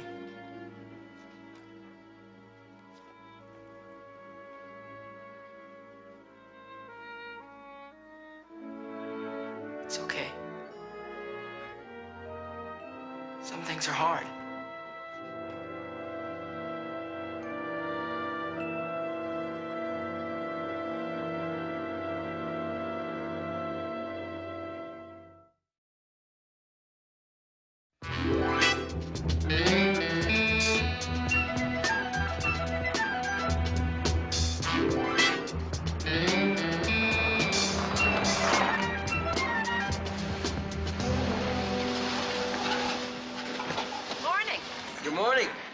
Got new bikes, huh? Mm-hmm. How are things working out? Oh, fine, Lieutenant, just fine. A little crowded with both of them in the same room, but my husband says that's why they build bunk beds. You know what? Your husband's right. And how's Tommy's adoption coming? It'll be final next week. That's terrific. Yes, it is. But you know what the best part is? What's that? At night, when they're supposed to be asleep. And we can hear them laugh.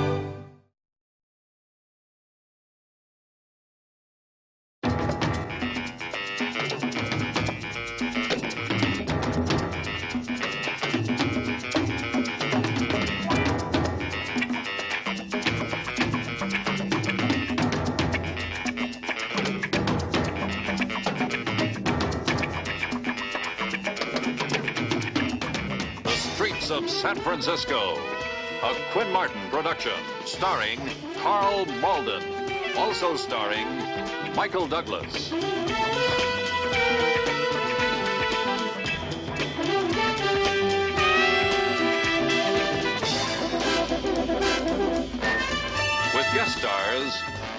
Dennis Cole, William Watson, Kaz Garris. Special guest star, Christopher Stone.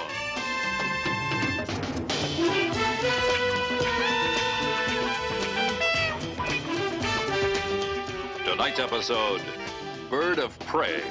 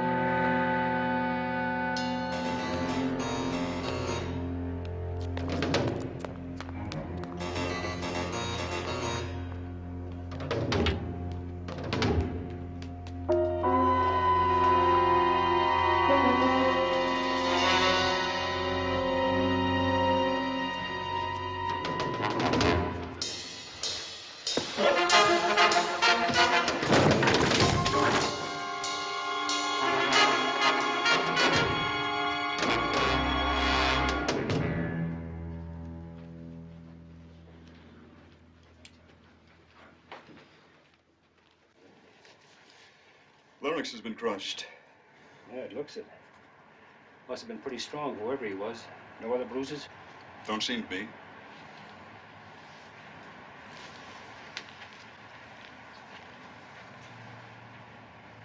No rips, no tears, eh? Looks like she didn't object to what was going on before. Let me know when you've got another report, will you, Bernie? Right. Okay, that's C-O-R-D. Cord, is that right? Yeah. Yeah, Harry Cord. So what happened, Harry? I was walking outside with my girlfriend. We were coming home from the movies, and I heard this scream. You knew something was going on, something terrible, so I tried to get through the front door, and it was locked.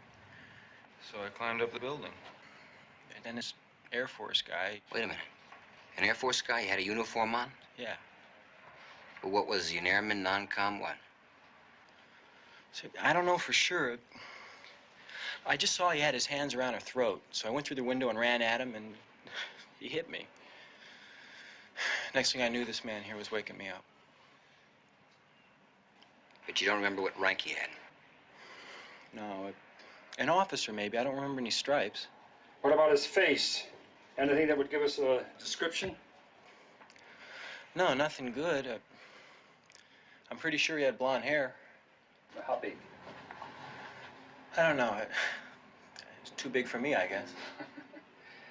Well, you took a real chance. You know that, don't you, son? Maybe. I couldn't just let somebody kill somebody. If I'd just been a little quicker. Steve, how about the girl who made the call?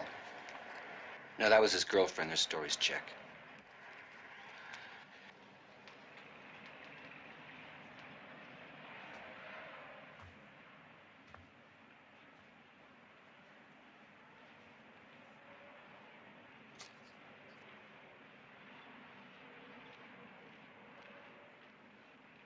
We appreciate anything you can tell us, Mr. Danielson. Sure, Lieutenant. No problem. No problem at all. Is that her? Yeah, Gail Kramer. Oh, no. You do know her? Well, not by name, no, but sure I remember her. Who wouldn't? She's a classy kind of lady. Been in here lots of times. Drank, whiskey sours, yeah. What about last night? Yeah, she sat right over there. Was she alone? Inspector, that kind of woman is never alone. No, she was with some dude. Air Force? Could be. A lot of those guys come in here. I remember him. He was an officer, I think. He had those ribbons. You know what I mean, DC something. That's DFC, honey. She's new here. What did he look like? Oh, come on, Lieutenant. Sitting next to a chick like that? Who looks? But you're sure he was wearing a DFC, huh? Oh, I'm sure of it, yeah. Well, if he had one of those, he earned it, believe me. During the Tet Offensive, I was in Way. I'd still be there if it wasn't for those jet jockeys flying over. Any of those guys come into my bar, honest drink. How about a description? Oh, 35, 40 maybe. Hair? Blonde, I think. About 6 feet, average build, nice looking too. Remember what rank he had? I remember he had those eagles. Oh, that makes him a colonel, full bird. I only made sergeant myself. That makes 2 of us. Marines. You're kidding.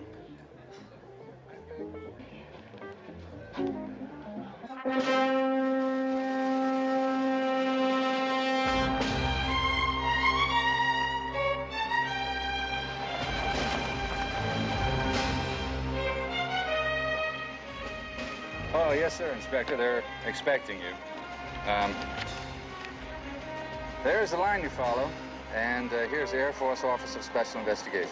Thank you very much.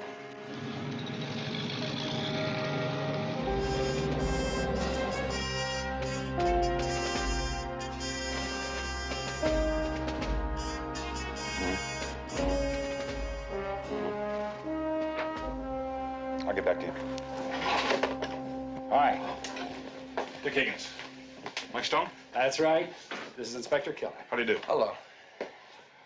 The Chief of Special Investigations assigned me to handle our end of the case.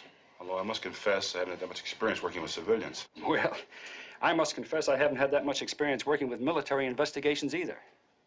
But, I do know what you're thinking. Now, don't get me wrong. I'll give you every possible cooperation. But I'd be less than honest with you if I didn't tell you up front. I think you're on the wrong track here. Well, Mr. Higgins, you wouldn't say the uniform makes the man, would you? No. All the uniform does is make a different quality of life. We're as human as the next guy. But that same uniform can be worn by people who are not in the service, and I'm betting that's what's happened here. Impersonating an officer. Right. If it's one of those guys, I want him as bad as you do.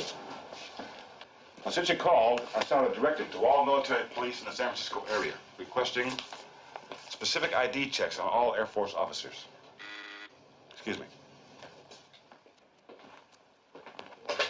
You. Good. The computer's ready. We'll run your information through our national index.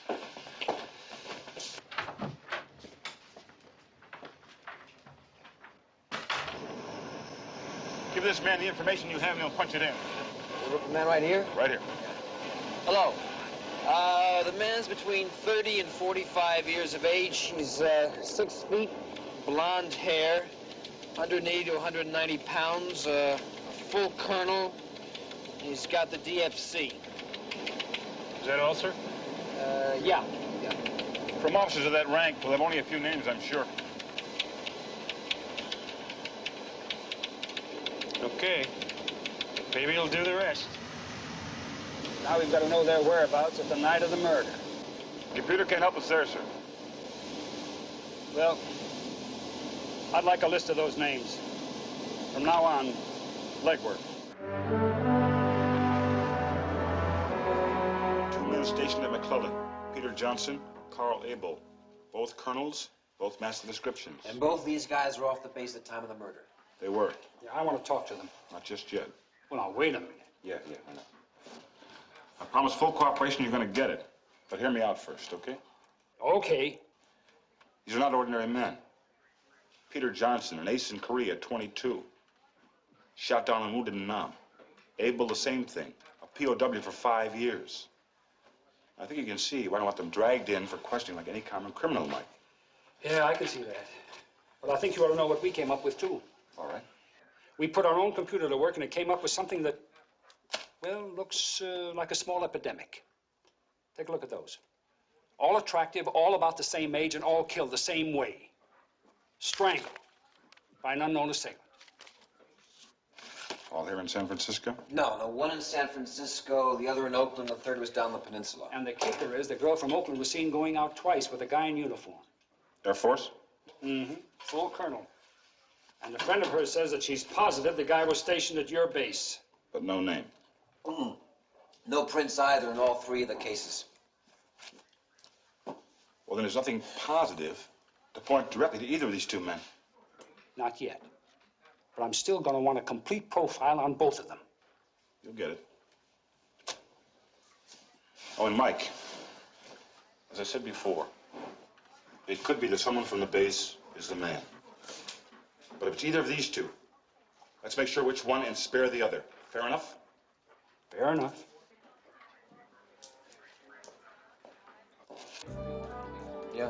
Yeah, it could be. Which one? Huh? Could be which one? Oh, either one of them. They look like brothers, don't they? Listen, you want me to keep these pictures here, show them to the girl when she comes on? No. We'd like to hold on to them for a little while longer, but we would appreciate it if you kept this confidential. Sure, Lieutenant, I understand.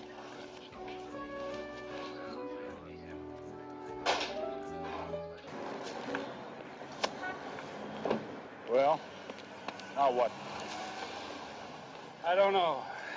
I just don't know. All the leads have been checked out. All dead ends. If it's at all possible, I just assume you wouldn't talk to these two men directly, gentlemen. Well, what if I did it indirectly?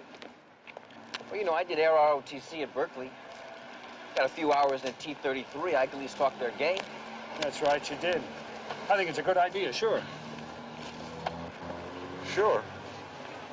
Sure what? Put you in uniform? Well, you said yourself the uniform doesn't make the man. At least this way I could check out Johnson and Abel without having to put him through the ringer. I don't know. Well, who would know? I have to check it out with the base commander, Mike.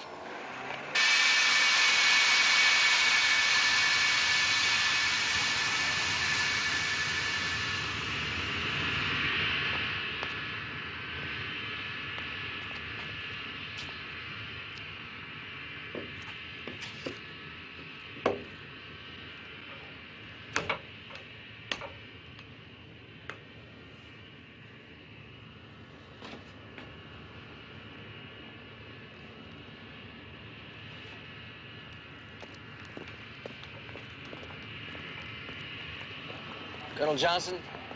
Yes. Stephen Keller, Auditor General's office. I'm sorry, your office didn't notify you? No, they didn't. You have any ID, Captain? Yes, sir.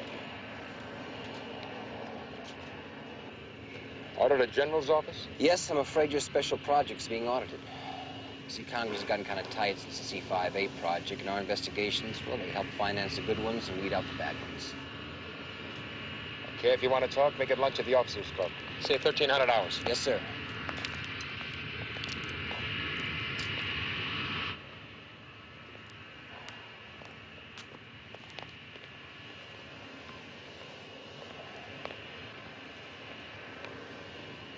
Colonel Abel? That's right. Hi, Stephen Keller, Auditor General's office. Oh, yeah, they told me you'd be out here. What can I do for you, Keller? Well, sir, you're gonna have to bear with me for a while. I got a lot of questions and a lot of paperwork. Now, you are Projects Commander of AQS 314? That's right. Seems to have an awful high price tag, sir. What exactly does it involve? Well, without going into classified information, it's simply a fire control system for COIN-type aircraft. COIN being counterinsurgency or guerrilla-style warfare. That kind of action, we need some way to direct fire at low level and high speed against truck convoys, barges on rivers. AQS 314 controls both target approach and aircraft weapon systems. It'll save a lot of lives. And all of AQS 314 is right in here? Most of it. See, the cost is in the electronics. Most people don't know that the instrument panel and even the civilian light aircraft cost as much or more than the rest of the aircraft. Okay. Thanks a lot, Harry. Listen, I gotta take my run. Drop by the office later, I'll show you a mock-up for the system. Thank you, sir. All right.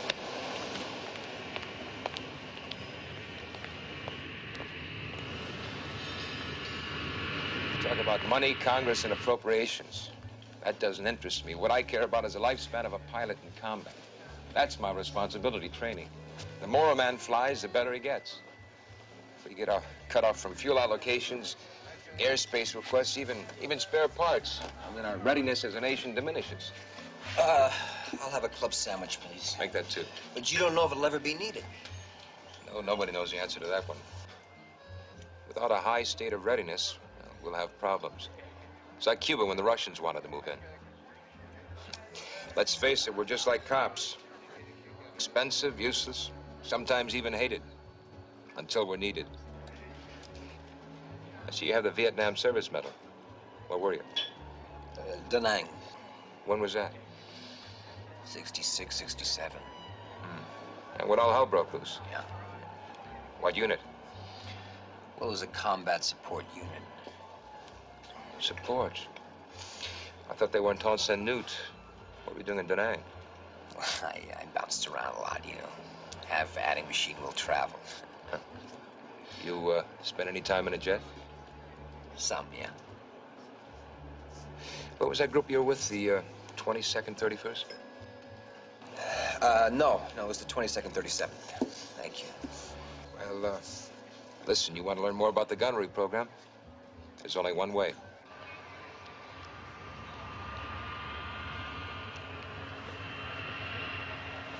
Not exactly an adding machine, is it?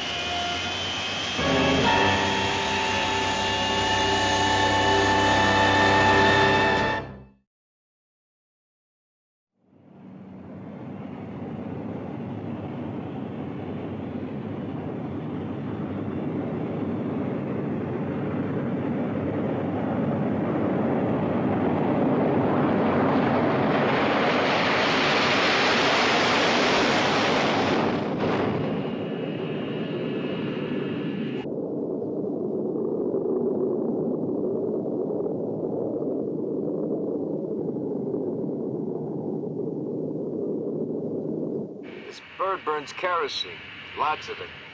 But you know, it's worth it, because it can do anything. Let's say we got an intercept, an unknown aircraft at 35,000 feet.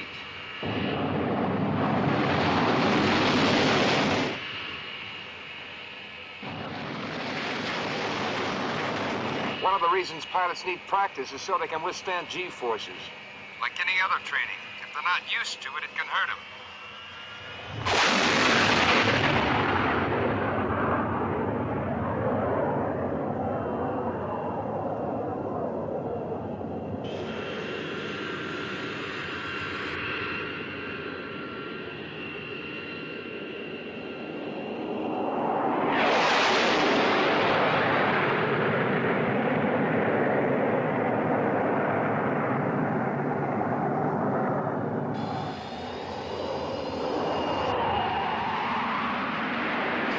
Captain, you get the aircraft. No, thanks. You said you flown some. All right, it's all yours.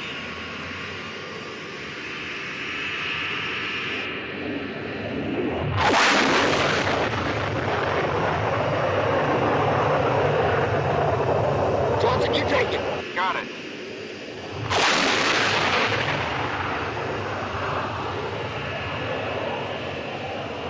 Okay, Keller, who are you? I called a friend of mine in the Pentagon. We're never in the 22nd, 37th. We're never in Da Nang. As a matter of fact, you don't exist. So what's the story, Keller? I'm telling you, just get me on the ground, please, now.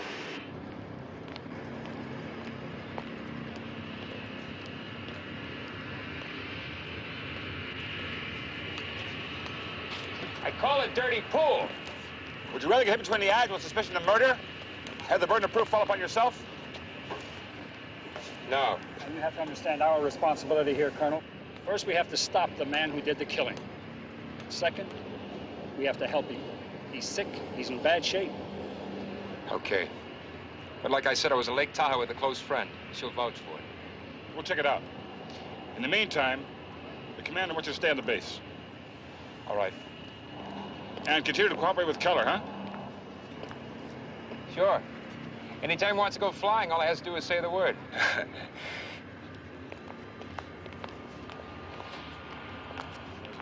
The film is ready, sir. All right. Dr. Bryce here? Yes, sir. He's waiting. Fine, thank you. The film is ready. Are you ready? I thought you took ROTC. Huh? Frank's a psychiatrist, specializing in problems encountered by men in the military. So I asked him to run down this film for us. Okay, what'd you find out, Frank? Anything interesting? Well, I've already looked at the film in its entirety twice, and it's all very interesting from a documentary point of view, but This point at the end might turn out to be very interesting. Now, you say this is from a debriefing session, Doctor? Yes, 2 years ago.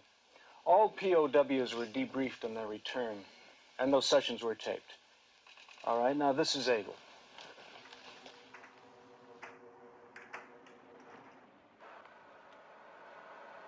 Got pretty rough sometimes. I mean, I'm not complaining, but it did. Men died in the camp from what they did to us. If you sat there and thought about it, you'd go insane. Why no one was coming to help, why the world was made out of inhumanity. Fear. That's what would get you. Anyway, as time went on, I think it was at the end of the first year. You were a prisoner for how long? 5 years. Anyway, you'd find that you'd develop what we call the switch. The switch? Yes. When you started to think about everything, you threw the switch and you wouldn't think about it anymore. You couldn't. It was like electricity, on or off. For me, it was a green field with a few flowers. I mean, I could almost smell it. And then I'd see Maggie. Oh, I'd reach out and touch her hair, and she would say, "Welcome home." And I'd lie beside her in the grass, and she'd lean over me. Nothing could get through that. Nothing. I mean, I don't care what they did to me. Thanks to Maggie. Couldn't have done it without her. And you'd say that this switch was one of the keys to your survival? Oh, absolutely. But we all had it in one form or another. I mean, if they didn't last. I've looked over his record very carefully. Now, 3 days after this interview was taped, he was found fit and released from the hospital to return to his wife. Her welcome home to him was to serve him with divorce papers. Well, he lives alone now in the BOQ. She married a doctor, someone she fell in love with when he was a POW. Doctor, if he developed a switch he could turn off and on at will, could he have killed those girls without remembering it? Not even being conscious of it? Well, it's highly improbable, but yes, it's possible. Because of what she did? Possibly. Where's she now? North Carolina. Well, why didn't he try to kill her there? Well, maybe he couldn't. He loved her. He hated her for what she stood for, what she did to him. Perhaps. What triggered the switch? What set it off? Stop it. Listen to yourselves. You're making him sound like Jack the Ripper. He's a hero. He's a man, Dick. A man who's survived 5 years in a prison camp. A man who's been wounded. All right, so there are no wounds that you can see. Nothing that says he's a cripple. But the scars he may have could be worse than losing an arm or a leg. May have. We don't know one thing for sure. Well, we do know that it can't be Colonel Johnson who killed those women because his Lake Tahoe story checks out. And we know that all the ID checks in the city haven't shown up anybody who impersonates a Air Force colonel. And as the doctor here said, we know that Abel has gone through more hell than any of us can imagine. Now, I don't want to bring him in here and rake him over the coals. I don't want to do that at all.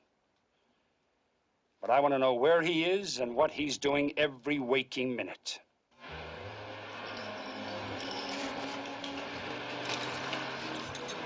Mind if I sit down? Well, seems to me I have two choices. I could say no and sit here and stare at my drink for an hour alone. Or I could say yes. I'm an expert on dilemmas. Let's flip for it. Oh, no. Oh, no. Let's flip. Heads or tails? Heads. Jim? You win. You didn't even look at it. I would have lied anyway. Hey, Carol. Hi. A couple of drinks. Sure. You two know each other? No, we just met. Oh, this is Major Harrington's wife, Dan Harrington? Isn't this tour just about over? I don't really know, Jim. A little drier this time around, okay? Yeah.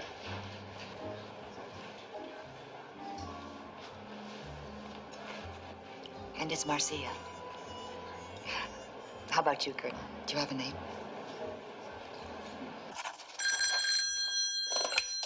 Yeah. Mike, He's not on the base. What? Well, how did that happen? You were supposed to get with him. I don't know. I guess he left early. I tried to track him down, but he left already. Higgins didn't get anybody on him? Well, he's got people set up for tomorrow. Tomorrow? That doesn't help us today, does it? Tomorrow. All right. Okay, just a minute now. Listen, make sure they get a check-in time on Abel, will you? Right. Let's hope we don't need it.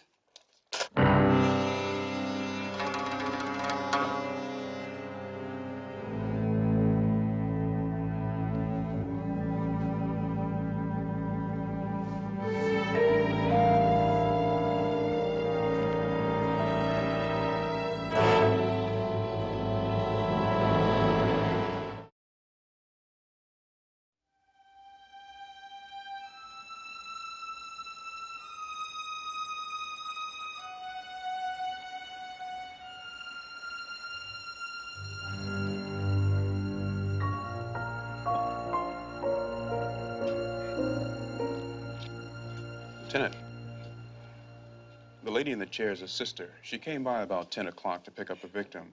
Apparently, this one lives alone. Maggie Abel. No, sir. Marcia Harrington. Marcia Harrington. That's right. Yeah, I know. I was just thinking out loud.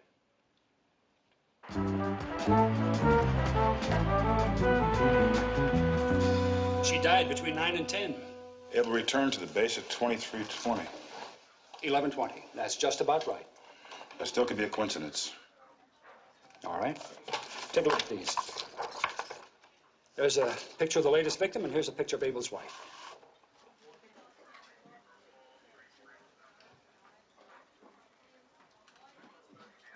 All right. They look alike, so? So another coincidence? It could be. It could be that Abel came back to the base at 11:20. I know that. It could be. But there could be another coincidence, you know. I just got through checking the files again. Marcia Harrington is a military wife. And like all the other victims, she left her husband when he was overseas. Just like Abel's wife did. Now, that could be a coincidence to you. But to me, it's a pattern for murder. What do you want me to do?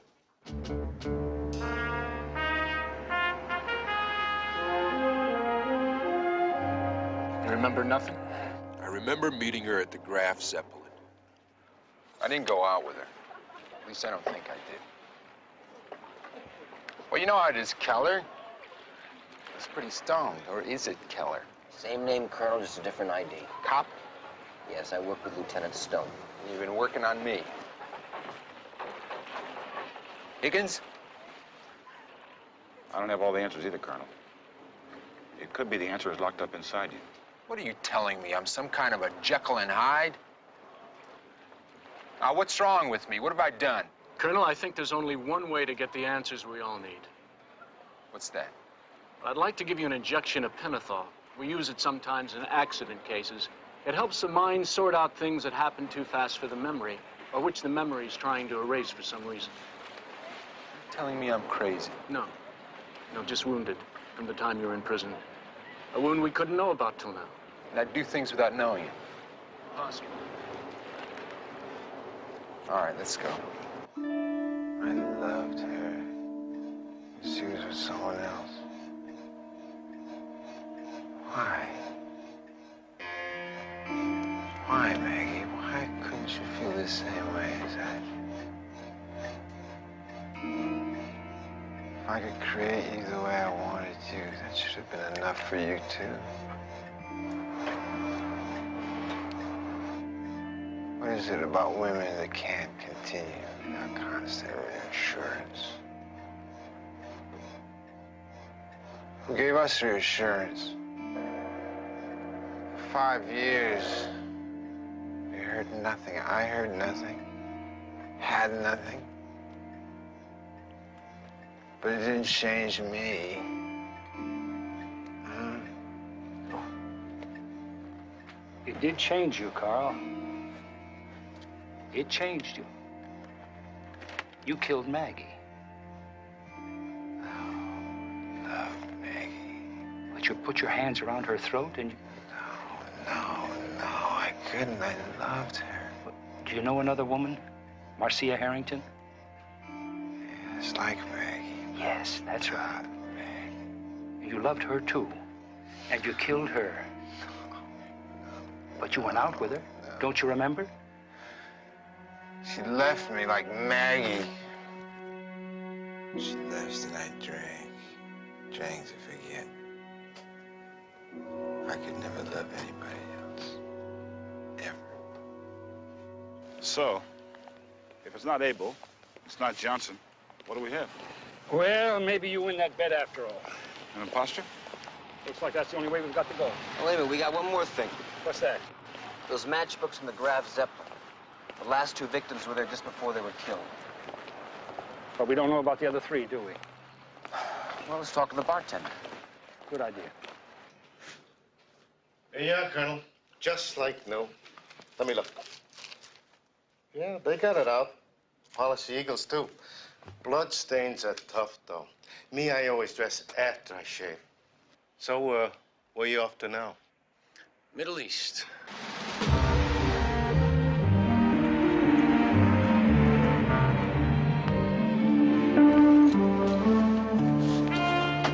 Excuse me, sir. Something wrong, Sergeant? Is that your uniform? This? No, belongs to a friend of mine. Why? Is your friend stationed at McClellan? Yeah, that's right. And he has his cleaning done here? Yeah. Better check him out. May I see some identification, please? Sure, no problem. Would a driver's license be okay?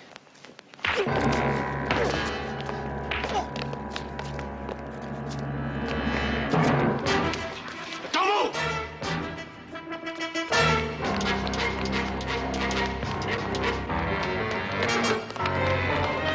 That's our man. But give me your gun. You call it in, I'm going after it.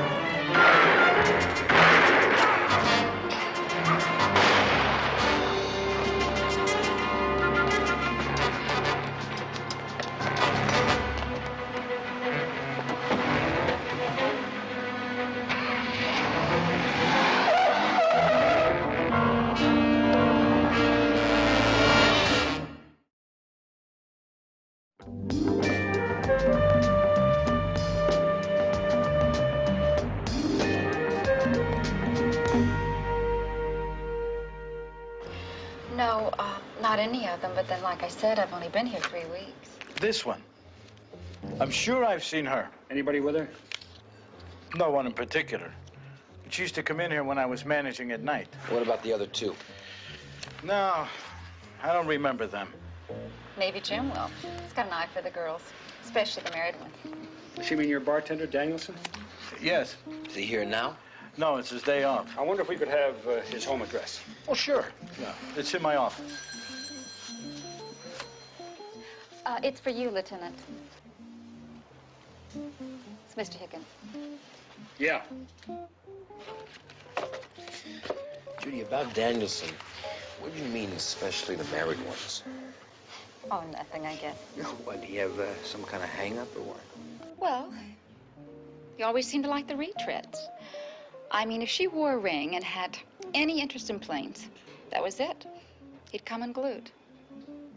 Steve, AP's just stopped a guy carrying a colonel's uniform. Danielson. How did you know? The lady just told me. He goes bongos over airmen's wives. So they got him? No, he ran away. They got a positive ID from the cleaners, and they got a make on his car, a kind of a light blue convertible. Listen, get back to the base, will you? Talk to the APs, and I'll wait for his address. Go to his home.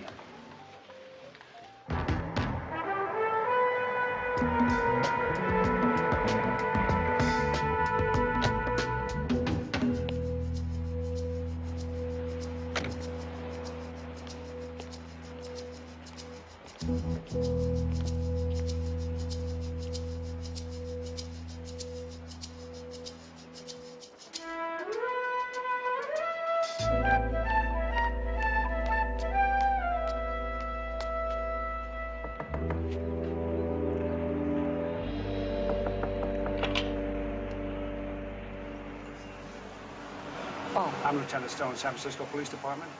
Yes. Is Jim home?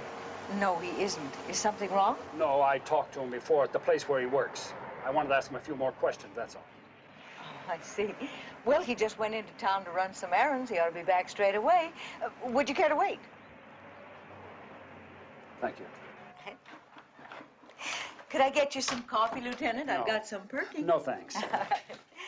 These questions that you mentioned that you wanted to ask Jimmy, maybe, well, would there be any of them that I might be able to help you with? Well, I don't know. It's about an officer, an Air Force officer, a colonel. And I thought maybe that your son would have known him when he was in the service. Well, now, you see, there's a couple of things I can help you with already. How's that? Well, number one, Jimmy's not my son. He's my nephew. And number two, he's never been in the service. Well, I understood he was in the Air Force. Oh, no, you got some wrong information there. His father, George, now that's my brother. He was a flyer. You say your brother's in the service. What is he now, a colonel, maybe? No, my brother's dead. I'm sorry. Well, it was a sorry thing. A man goes off and risks his life like that and spends all that time in a prison camp. And then he comes back and he's treated like dirt. I have some pictures. Would you like to see some? Yes, I would. All right, would you come this way? You know, I don't know what's become of Jimmy. He should be back by now. Now, there's George. Uh-huh, yes. Excuse me, I wasn't following. You said that the people didn't treat him too well. His wife. While he was in that jungle prison, she was in half the hotel rooms in the city. Broke his heart when he found out about that. Yeah, I can imagine. Say, that's quite a plane there. Oh, that's Jimmy's. He keeps it over here at Redden Field. Oh, he's so proud of that. He flies too, eh? Oh, my goodness, yes, every chance he gets. He takes that little old plane up to Reno. He has a cabin up there, and he flies over those mountains all the time. He says he's as good a flyer as his dad ever was, even though he never got a chance to prove it. I'll bet Jim was pretty close to his father then. No, they were never close. They never got the chance to be. Well, my brother was never the same after what she did to him. Oh, and what about her? Where is she now? Well, she left George as soon as he got back. And I don't know where she went. I don't care, Lieutenant. I just hope she got what she deserved. Does Jim feel that way about her, too? Well, how else could he feel? She deserted him, too, didn't she?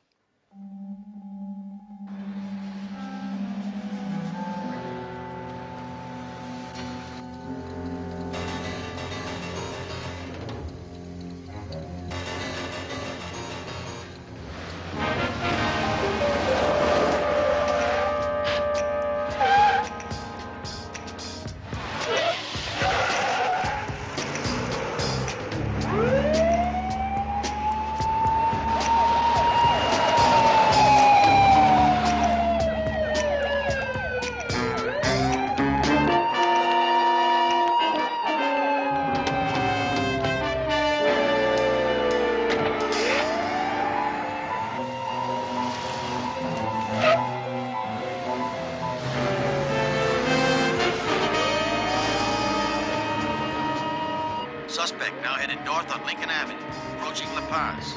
Request backup units. Intercept if possible.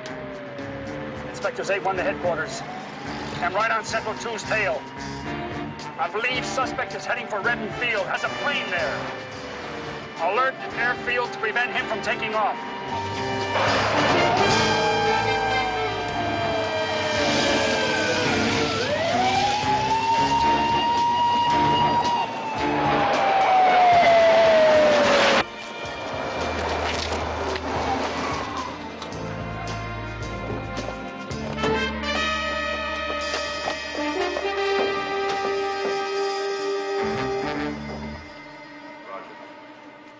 Hey, you know that guy, Danielson?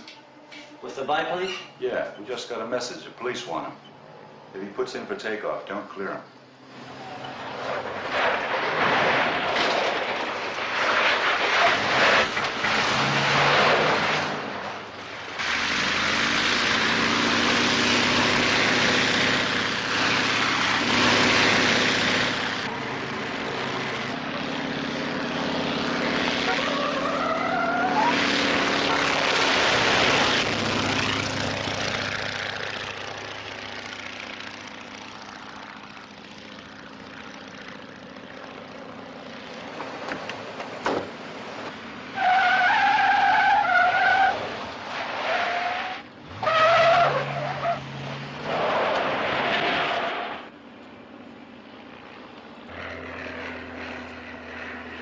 Fox, 408, Red Tower calling. Come in, please. Charlie Fox, this is Red Tower. Charlie Fox, 408. Come in, please. I'm Lieutenant Stone, San Francisco Police. Fella, can you raise him? No, sir, he's not responding. Well, how about tracking him? We don't have radar.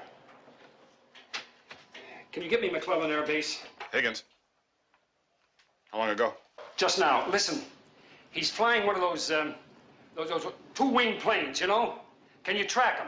I can do better than that. Hold on. Is that Mike? Yeah, our man just took off from Redden Field.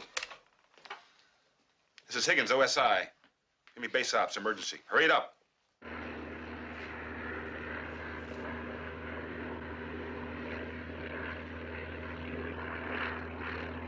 Charlie Fox, do you read? Red Tower to Charlie Fox. Come in. Charlie Fox, 408. Say, do you mind if I try? Go ahead. CF 408. This is Lieutenant Stone, San Francisco Police. CF 408. If you can hear me, this is Lieutenant Stone, San Francisco Police.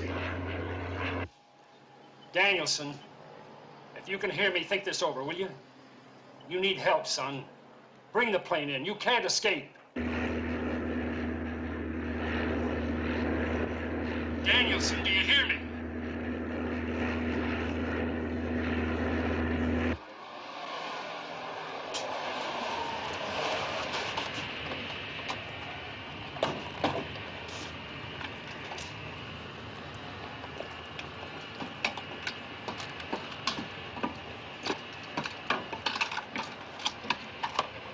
Danielson, maybe you couldn't help what you did, but we know we can help you.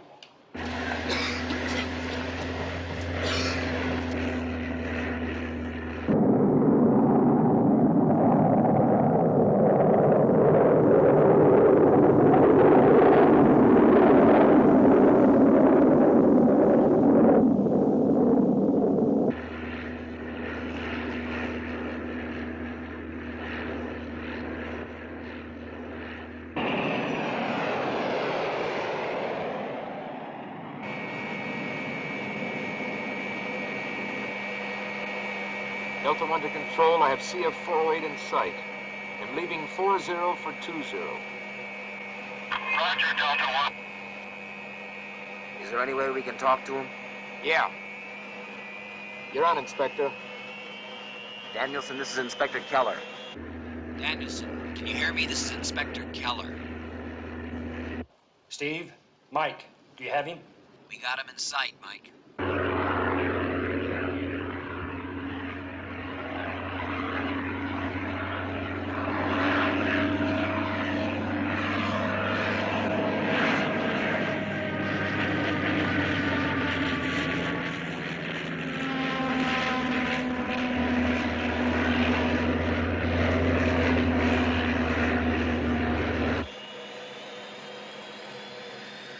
Yeah, he can hear us all right. He's ducking down on the radar. Johnson, can you keep him in sight? I'll try, but in that little bucket he can fly us dizzy down there.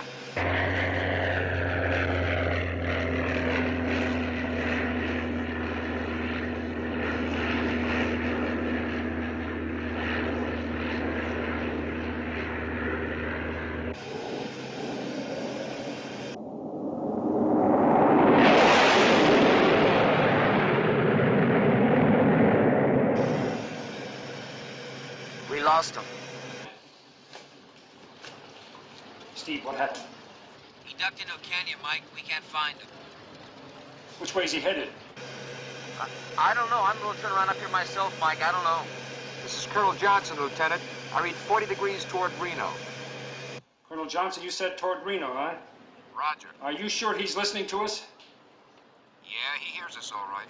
All right, Danielson, if you listen to me, you just listen good. We know about your cabin in Reno. You'll have the police there waiting for you when you get there. So just forget it. You forget it, Lieutenant. I can outfly you all day long. When that sun is gone, so am I.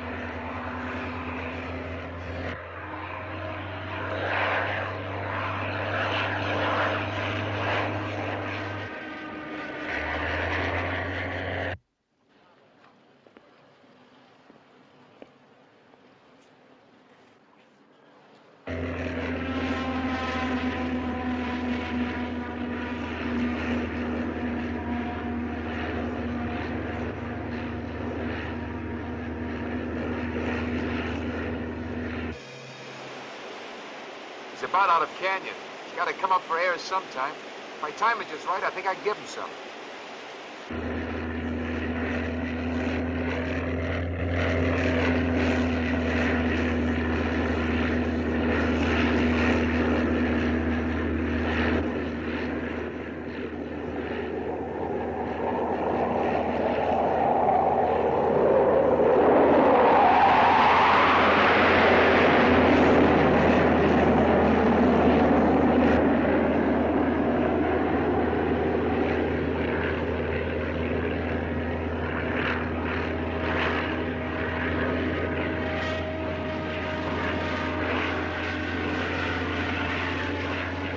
That rattled his bones. See if it changes tune any. Danielson, this is Inspector Keller. Danielson, do you read me? This is Inspector Keller.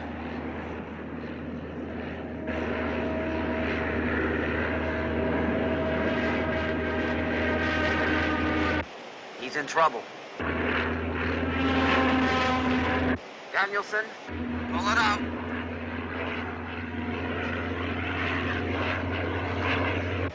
Pull it out, Danielson! Pull it out!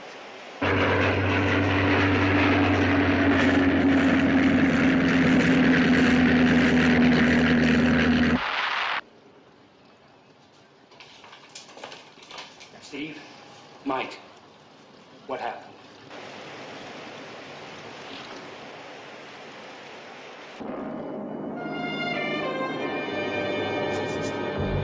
Delta 1 to rescue. We have a downed aircraft.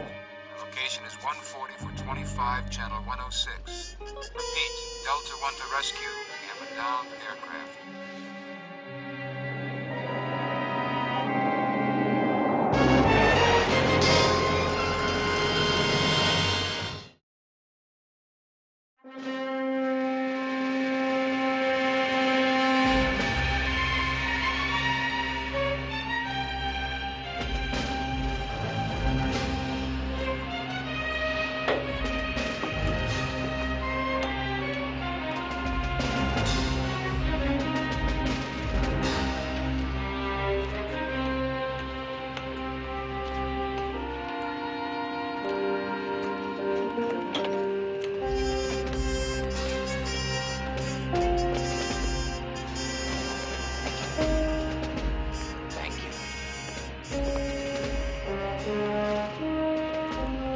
What happened? Danielson died on impact.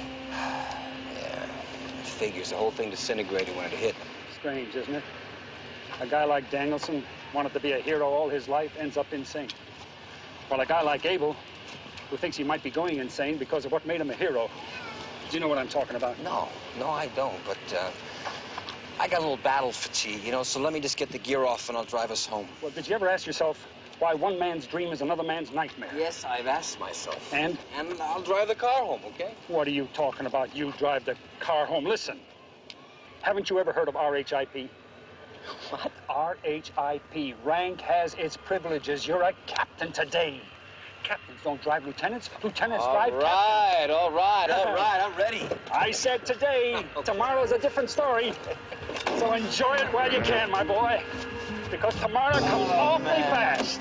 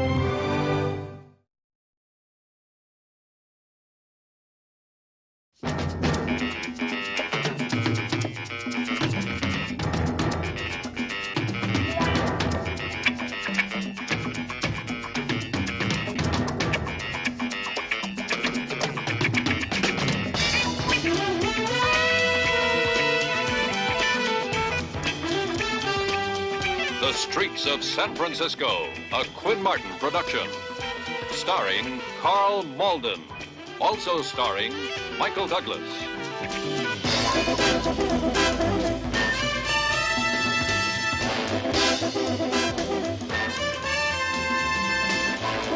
With guest stars Murray Hamilton,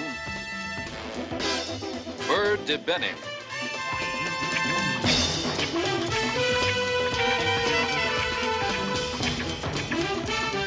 tonight's episode, License to Kill.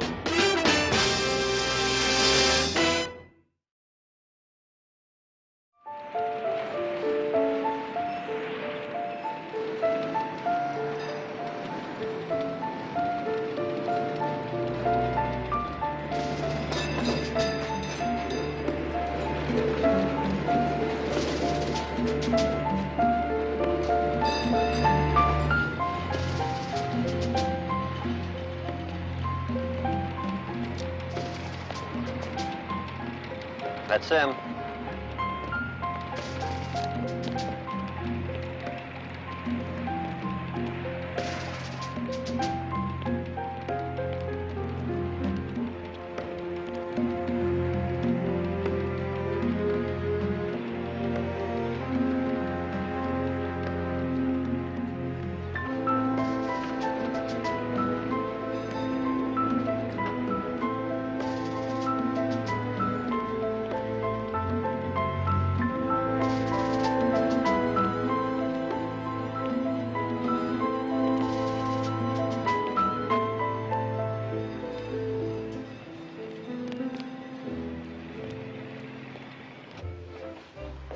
Here's your coffee. I'll get that grapefruit right away.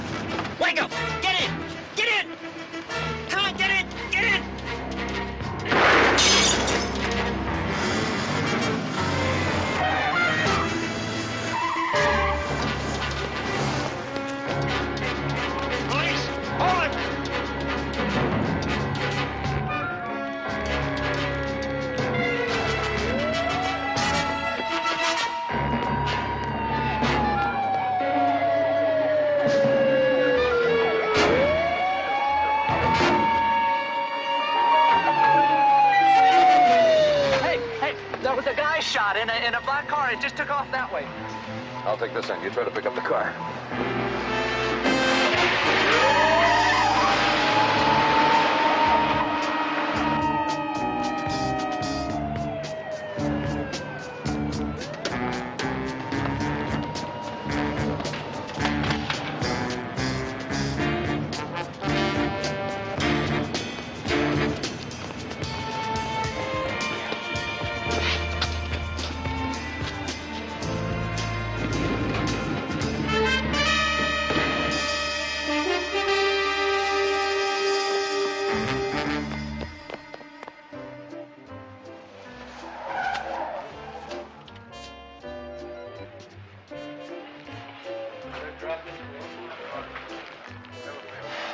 How you doing, Ray? Fine, how are you? Anybody see what happened? Not in here. Boy there saw the shooting outside, though. Outside? What do you mean outside? Yes, sir, near the corner. There was just a lot of shooting. I picked this up off the street. The guy who dropped it got hit and took off. My partner went after him. One bullet, point blank. Nobody heard it? Silencer, Mike. Must have been a hit. The license says Robert Olson. Anybody know him? I did. I mean, I never knew his name. But he came in regular every morning. You talked to him then? Well, no, just to take his order. He never really said much. You didn't see who shot him? I saw him. The guy who dropped the gun. Oh, good. Can you tell me what he looked like? Well, he was tall, you know, and kind of thin. Uh-huh, how tall? Well, I don't know, maybe over 6 feet. You see, I never really got a good look at him because everything happened so fast. I mean, there was this other guy shooting down at him, and he fell. And then he sort of crawled into this car, and it took off. What'd the other guy look like? Well, now, he was kind of old, but he really moved fast. How old, son? Oh, I don't know. Can you guess? About like you. Yeah, sure. Come on, show me outside.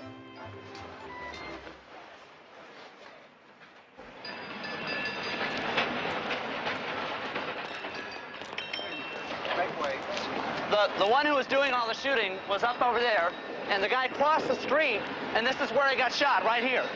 See? Look, this is where he fell. You can see it right here. Looks like the other guy didn't miss. Yeah, and then after the shooting, then this car that was right here pulled around the side, and the door was hanging open. The guy kind of crawled in, and then they just drove off. Who's they? Yeah, there was another guy in there with him. He yelled something. What did he yell, a name? Yeah, I think so. What was the name? It was Waco.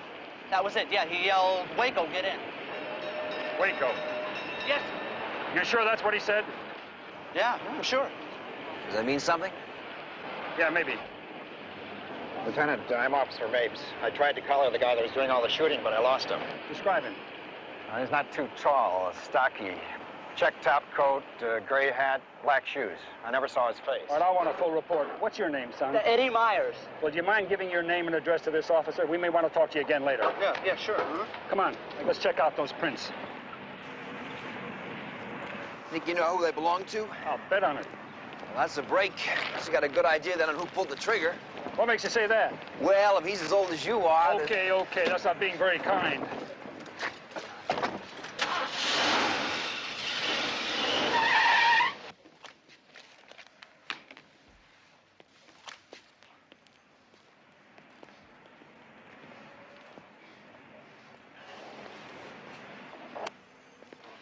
Hey, keep you waiting long? Not long. How you been, Al? I know you. You did? A while back. Yeah, Lou Jack. Good for you. Bet you remember a punk named Johnny Waco, too. Waco, yeah, well, I haven't seen Johnny around for about a year now. He wakes around, you know. Yeah, I know. But he's back in town now. Well, I wouldn't know about that. I would. I just shot him. Well, he's not dead. Not yet. But he will be when I find him. You tell him that. Hey, you're crazy. You just get word to him. I want him to know it's me. I want him to know I won't miss next time. Yeah, well, how do I do that? Oh, you've got connections. I'd bet your life on it. Bet you would. Where you be? Around.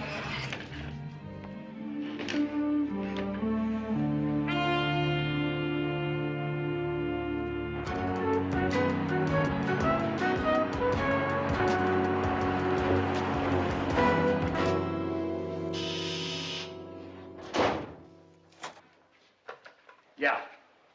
That's right, Officer Mapes. Will you find him and tell him I want his report on my desk in an hour?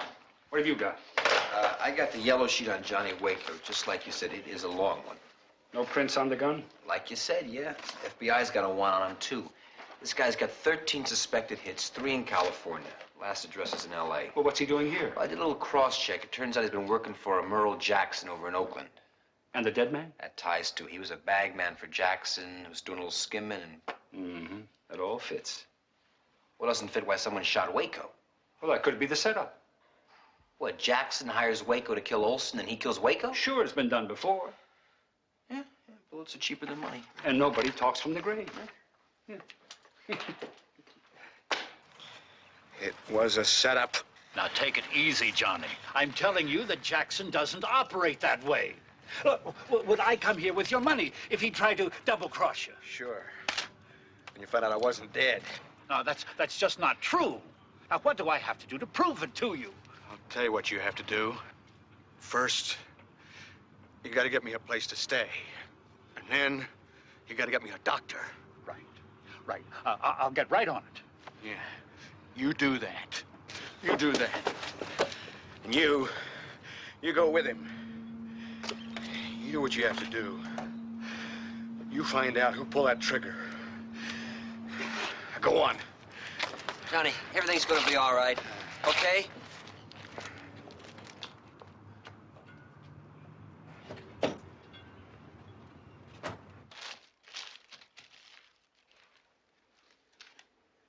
Oh, say, this is good-looking beef.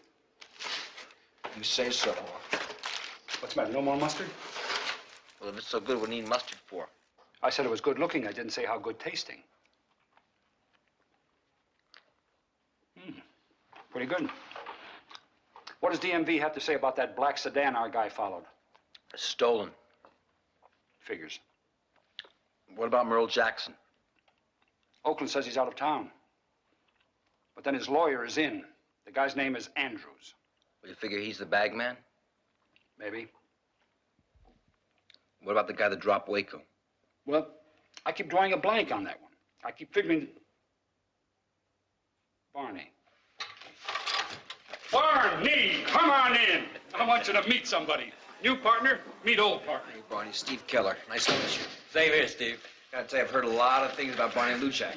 I'll bet you have. Yes, he has. What a great bowling partner he was. Isn't that right, Steve? Huh? Yes, sir. Great bowler, a lousy cop. Doggone it, you look good. It's been a long time, hasn't it? How long's it been, anyway? Too many Christmas cards, Mike. Hey, you're looking all right yourself. And it really is Lieutenant Stone, huh? Yeah, I told you that. Longest note he ever sent me. Dear Barney, Merry Christmas. P.S. I made lieutenant. Come on. What are you doing back in town? Well, I don't know, Mike. Guess it finally got to me. You got a good business going, right?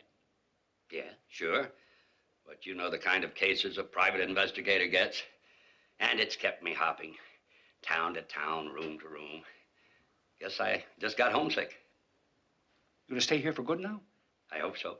Oh, that's great. Just great. If I ever get through all the printed forms and red tape, I've applied for my state license, but I still need a gun permit.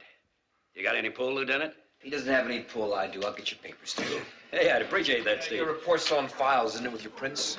Well, I've been gone over 5 years, but the way I remember those files, they never throw out anything, right? Right. Come on. Sit down. At least some things never change. That's right. The food and the furniture. Grab a half. Who you staying with, Sarah? No, hotel. Hotel? Oh, no. No, not anymore, you're not. You're going to stay with me. Hey, Mike, I can't do that. Yes, you can. Now, Jeannie's at school. I'm rattling around in that old house. Come on. Let's check you out of that hotel right now. Come on, you're going to stay with me. Sure I knew Barney Luchak. He was a good cop and a tough one. So was Patrick. Patrick? Yeah, his boy. He was on the force, too, you know. No, I didn't know. Oh, yeah, he was round about your age when he got himself killed. Well, how'd that happen? Well, I don't remember too much about it. There were 3 men, I think, shot him down. He didn't have a chance. Poor old Barney took it pretty hard. I can imagine. Yeah, but the worst part of it was that all 3 suspects got off later on a technicality. Say, I hear one of them is back in the street. This Waco guy? Johnny Waco? Yeah, that's him. He's a real bad apple. Oh, it's not in yet. Well, let's give it a couple of minutes. Barney's papers should come through like a breeze. You remember when all this happened? Oh, 5, 6 years. Well, wasn't that about when Barney quit the force? Yeah, I heard someplace he had a nervous breakdown. He spent some time in a rest home. Anyway, I'm glad to hear he's back now and in good health. That's probably it now. Oh, seems there's going to be a delay in Barney's papers after all. What? Yeah, it seems somebody named Beale Luchak got himself into a beef down in Miami last year. What kind of beef? Breaking and entering, and then skip bail. I'm sorry, Steve, this will have to be checked. It's probably a mistake. I'm sure there's more than one Beale Luchak in the world.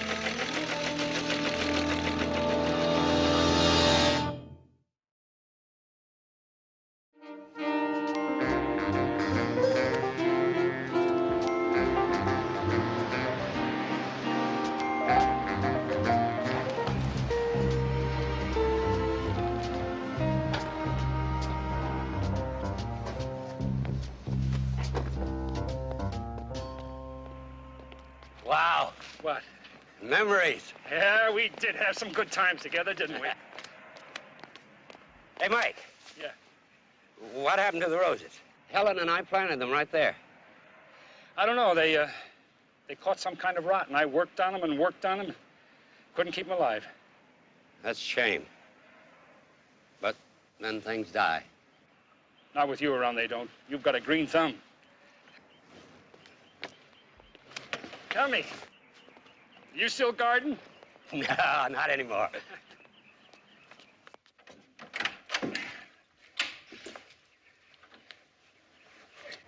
I'll put you in here.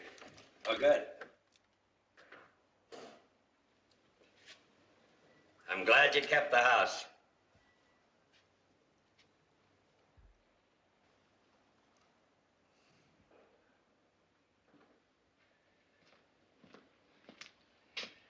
So am I. Want some coffee? Sure. When are you going to see Sarah and the kid? Tonight. Tell me, old buddy, what you working on? Same old thing. Something you don't want to talk about? Oh, no, it'll come out anyway. Johnny Waco. Oh? Yeah, he shot a small-time hustler this morning. And then somebody else took a pot shot at him. Point blank with a howitzer, I hope. Oh, no, he got away. He escaped. Guess we can't have everything, can we?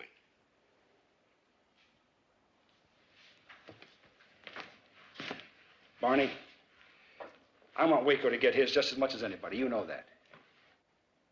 But I don't like what I think is buzzing around in your head. Bitterness, frustration, anger. No, Mike, not anymore. Oh, I'm not going to say that I won't be a little bit happy when Waco finally buys his. But he was only suspected of killing Patrick. The law saw fit to cut him loose before a trial, and, well, it's still a government of laws, not men. I'm at peace, Mike. I'm at peace. Good. I can't tell you how good it makes me feel to hear you say that. Why is that? Because you thought maybe my showing up at the same time wasn't just a coincidence? Yeah, that's what I thought. And it's the kind of thought I don't like to have.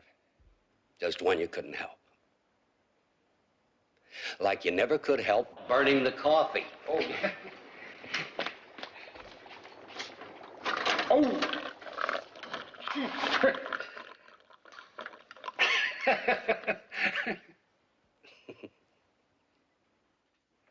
That's going to hurt when the anesthetic wears off. I'll give you a prescription. You finished? Yes? And take 500 from that envelope over there and get out of here. Come on, come on, come on.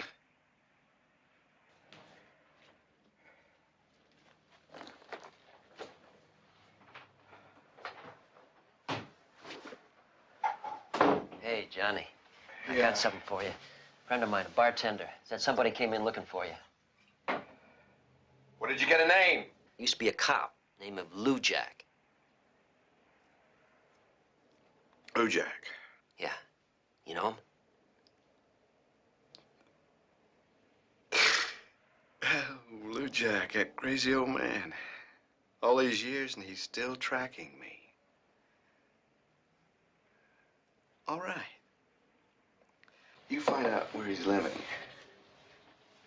He used to live around here. He's got to have family, friends, or somebody that he can crawl in with. Oh.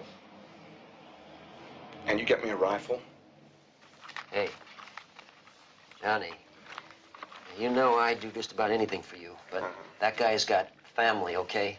I don't want anything to do with killing no cop. Maybe this will take the sting out of it.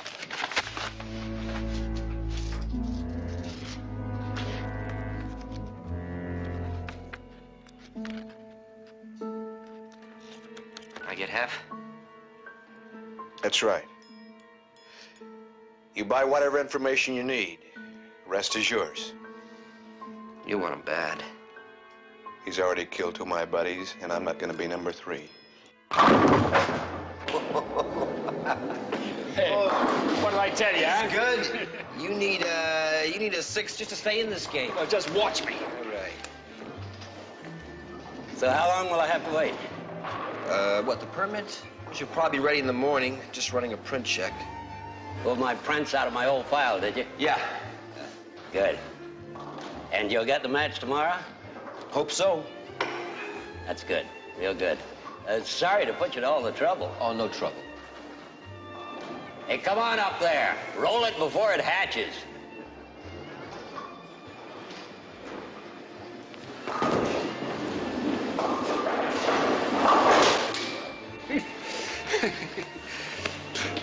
When you bowl that badly, I always know the reason. Yeah, what's that?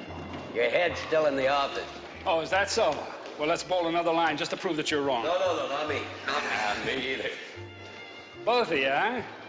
Both ganging up on me right up to the last shot. I promised my daughter-in-law a visit tonight, remember? Yeah, I forgot. That's right. Hey, Mike, want to join me? Yeah.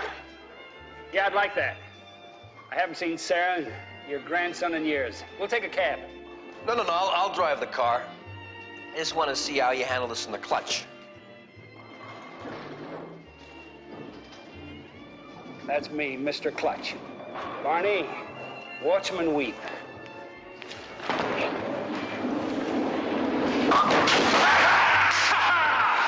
Clutch, what do I say, huh?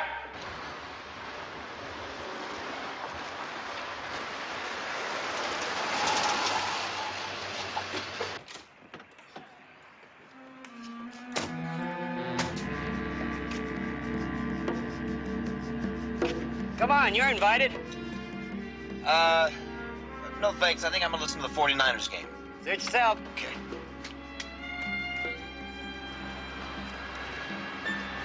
Are you sure? Yeah. Okay. We won't be long. Okay. Which one is Lou Jack? The short, stocky one with the suit on. Oh. Who's his friend? There's a cop named Stone. Used to be his partner. Hey, come on, Bellows. I've given you everything I can. Let's get out of here. Yeah, just relax, will you? I want to see if he's coming out or if he's staying here. Look at him, will you? Just look at the size of him. Shh. If he woke up and found you here. I know he'd be up half the night and me with him.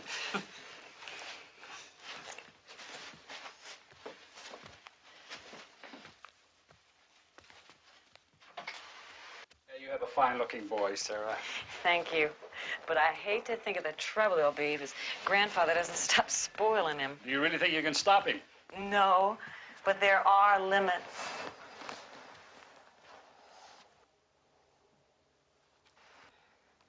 And what are the limits to my loving my grandchild, might I ask? Barney, all those presents from wherever you're traveling. I'll try to control myself. Anything else? Yeah. You've made me beneficiary in your life insurance. Now, I don't think that's right. You still have your sister back east. It's for the boys, Sarah. Don't you see, if anything happened to me, I want him protected.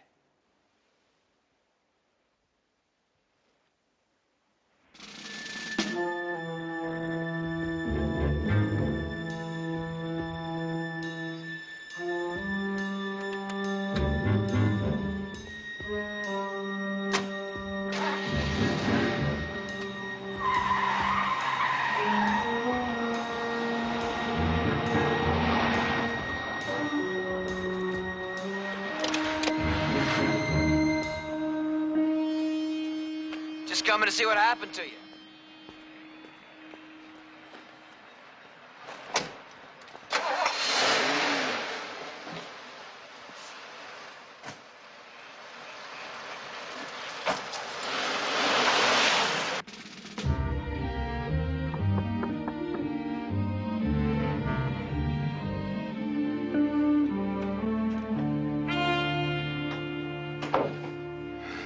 Johnny. Yeah? I tagged him. Where? His daughter-in-law's. I don't think he's staying there. I'm almost sure he's bunking with a cop by the name of Stone. Stone? Sure. His ex-partner, right? Yeah, I guess. I got his address. Well, let's go. Now? Now. Johnny, you're in no shape to go after anybody now. You just get me there, okay? Okay.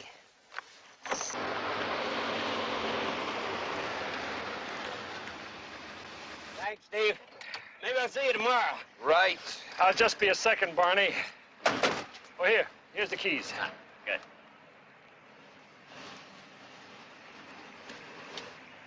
You all right? Why? I don't know. It just looks as though something's eating at you. What is it? Nothing that can't wait. You're sure? I'll see you tomorrow. Okay.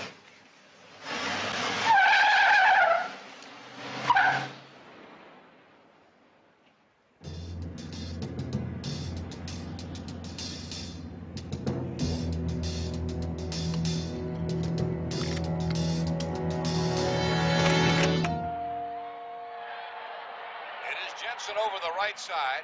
He's close. They're going to have to measure. What's happening?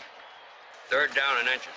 Well, we've been hearing all year about this defensive unit, and there's certainly everything they say about it. But their backs are to the wall now.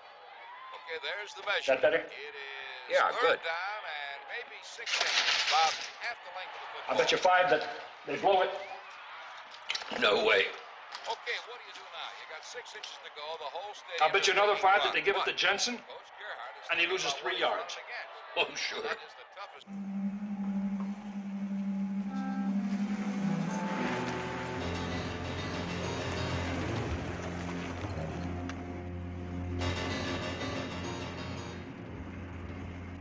Jensen's hit for a loss of 3 Well, yards. how did you know that?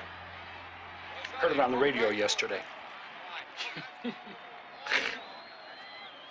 Always one up, huh?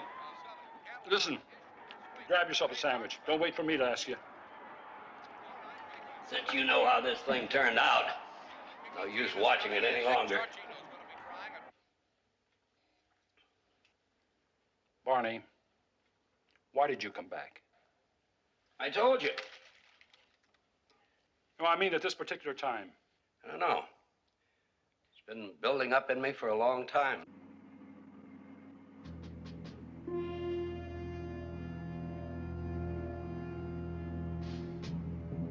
People I missed. Like you, Sarah, my grandson. You know, that partner of yours kind of reminds me of Patrick. If he'd lived, that's how I think he'd have turned out. Oops.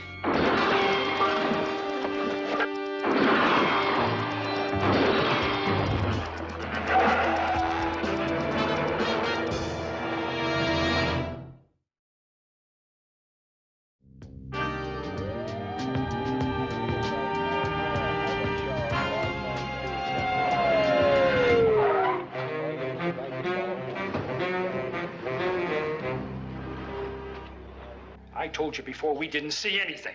All we heard was a car speeding away. Now, will you please get out there and double check those footprints? Mike, he's okay. Nobody's hurt. Come on up. There's one right there. Will you check that one? How did you hear about this so fast? I was downtown. What were you doing downtown? Checking out something. Like what? It's not important. Come here.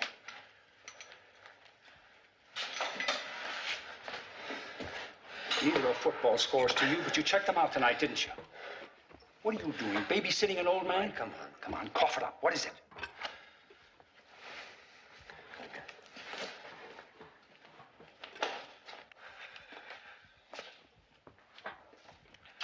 Barney. Barney? Yeah. That Miami thing? Yeah, now, it's probably nothing. But you think those bullets were meant for him and not for me, Well, it right? could be Barney's got the same enemies you do. You Oh, know? sure. Sure, but who knows he's in town? Well, somebody does. Why do you think I was parked outside the daughter-in-law's tonight? Because I saw 2 guys down the street, and I think I recognized one of them. Well, don't you think my friend would tell me if he thought somebody was trying to kill him? Not if he had good reason. No, I don't. Okay, okay. So he's got plenty of motive wanting Waco dead. Is that what you're trying to say? Yes. Well, there are hundreds of others who have that same motive. Now, what is it? Every description that we have gotten of Waco's assailant, no matter how vague it's been, it generally fits Barney. I know. Well, it's not enough. Not for what you're saying. Okay, you asked me.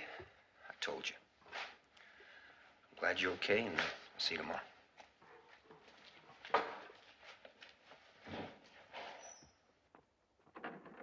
Oh, now, you didn't have to tear out the whole frame like that, did you? What's the matter with you?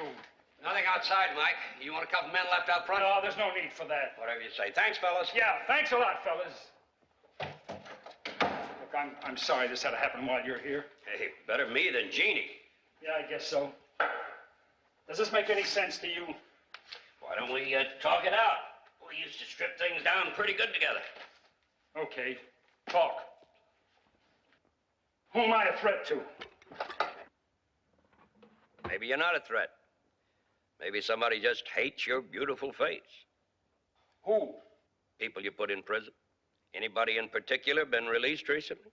All the people I know who are out want to stay out. They wouldn't take a chance like this. Okay, then. Let's go back to the threat idea. Let's say it's something you're working on now, and there's more involved than you know. You mean like that Waco thing? Could be. Let's examine it. Who's Waco tied in with? Well, there's this fella called Jackson over in Oakland. And we think maybe, just maybe he gave Waco a contract on this guy he shot this morning. And then maybe put one out on Waco himself? Yeah. Nobody else involved? Maybe. Who? An attorney named Andrews. Where's he fit? Jackson's his client. He may be the payoff man. You think Andrews is worried you'll prove that? No. Doesn't add up. What does? Well, Steve has a very interesting theory. Yeah? What's that? He thinks that those bullets weren't meant for me. You mean I was the target? Yeah. What do you think? I guess anything's possible. But I sort of figured all my old enemies are most likely dead and buried by now. Nobody comes to mind? Mike, I told you, I'm at peace.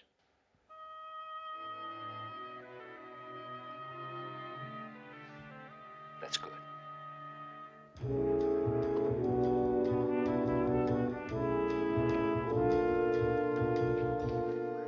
Just bought some sinkers downstairs. You want one? No thanks. I know you like chocolate. I bought 2 chocolates. Maybe later. Fix me a cup of coffee, will you, please?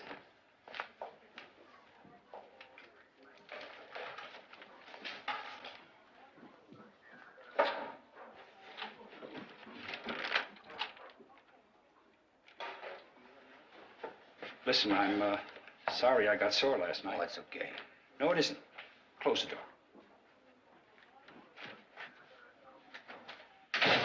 Sit down, huh?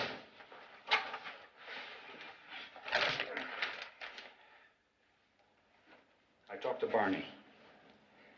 He says those shots couldn't have been meant for him. You told him what I said? Sure. Why? You wanted my reaction, I wanted his. And what was it? Well, if he's in a shooting war with Waco, he's a much better poker player than he used to be. You asked him that, too? No, I couldn't ask him that. After all, I worked with the guy for 9 years. You have, any new thoughts? Yes. Maybe you're a much better cop than I am. Oh, Mike, come on. No, I mean it. Now, listen. I've said this before, and I'm going to say it again. People have blind spots, especially when it comes to friends. So where do you stand? Troubled. Okay. Listen, did you find out who was tailing us yet? Yeah, he's a wheelman for Jackson named Bellows. Did you check out the print match? It's not in yet. Okay, will you check out this guy, Bellows? Yeah. Mike, I'm sorry. I hope so. These things have gone up to 15 cents apiece. And you stuck me with 2 of them. And I don't like chocolate.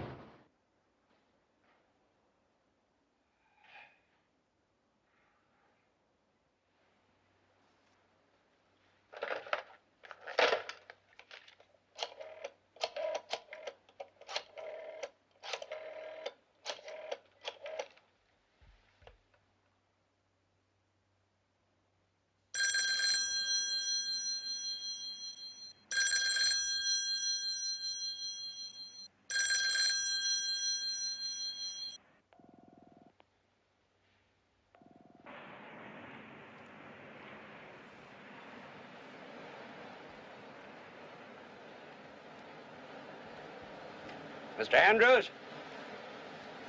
Yes? My name's Lujack, sir, and I'm here on a case. Private investigator? Yes, sir. And formerly with the San Francisco Police Department. If I could just have a moment with you. Yeah, okay. What can I do for you? Well, sir, what brought me all the way out from Chicago is I'm trying to locate a gentleman I understand is a business associate of yours. Oh, what's his name? Johnny Waco. Well, I'm afraid that your source of information isn't that reliable. I don't know anybody by that name. Oh, really? I thought Merle Jackson had you pay him off for killing some cheap punk named Olson. What are you talking about? Who sent you? I sent myself. I'm the man who shot Waco. I figure it's safe to tell you that, right?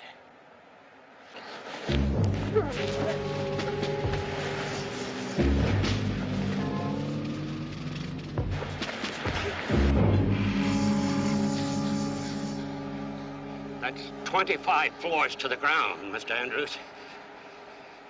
And if you don't tell me where Waco is, I'm gonna splatter you all over the pavement.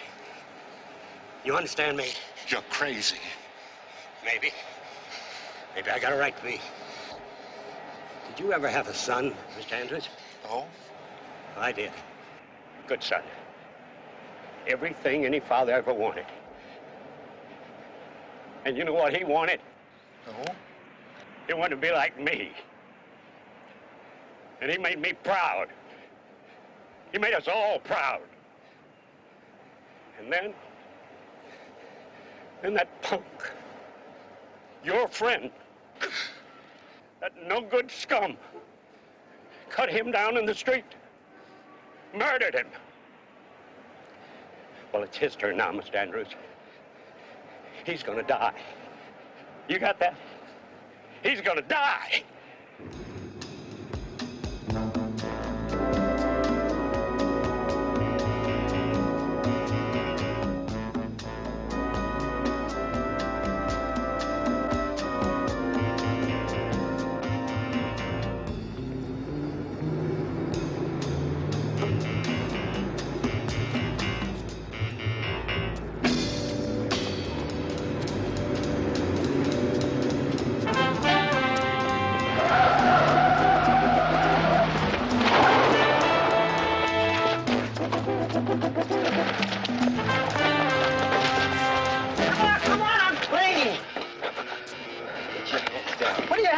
For? I didn't do nothing. Yeah, so what are you doing parked out on Fillmore last night, huh? Are you kidding? Last night I was at a movie. Come on, let's go. What are you doing? I'm gonna have a talk with you, and I'm gonna go over and have a talk with Merle Jackson. Merle Jackson? What for? To tell him that you've been feeding us information about his action in Oakland. Oh, come on. Jackson's not gonna buy that. You wanna make a bet? Let's try it. Hey, wait a minute. Listen, you're jiving me, right, man? Because I fed you nothing about Jackson. Well, somebody has. And when he finds out it's you, you're going to be in a lot of trouble. Now, wait a minute. That is illegal. You can't do that. Try me. Now, wait a minute. You don't want me. You don't want Jackson. What do you want? Johnny Waco. Johnny, he was gonna kill me. I had to tell him. Sure, I understand. You got to get out of town, Johnny. Yeah, okay.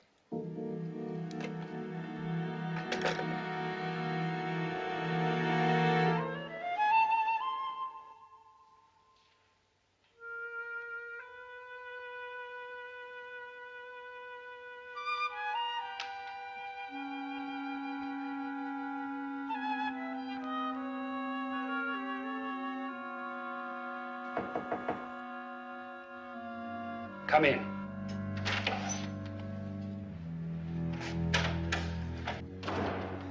Waco's over at the Cable Motel on Lombard under the name of Saunders.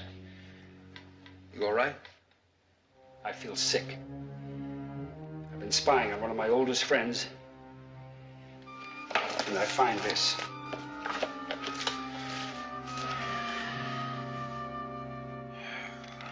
Chicago gunman slain. Who's this guy Ballard? One of the 3 suspects in the killing of Barney's son. The other one... Duke Charles, yeah. Charles was murdered last August in Miami. Now, 2 weeks before that, a B. Lou Jack was busted for breaking and entering to Charles's home. The report just came in, and the prints from B. Lou Jack and Barney Lou Jack match. Mike, I know. Barney's already murdered 2 men, and he's looking for the 3rd. So what do you want to do? Find Waco before he does.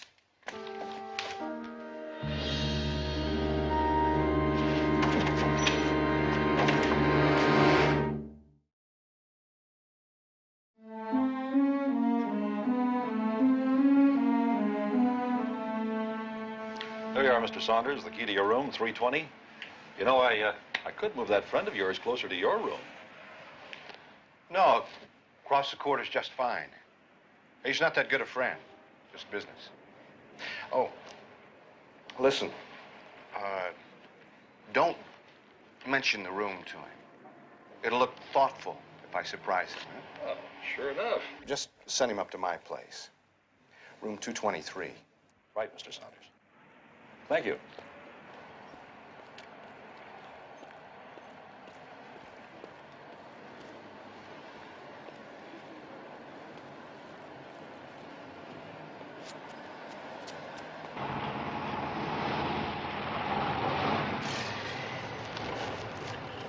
Think he can get to Waco that quick? With all the names I gave him, he's a good cop. He was a good cop. Now he's nothing but a common killer. You judge him hard? That's right, I judge him hard.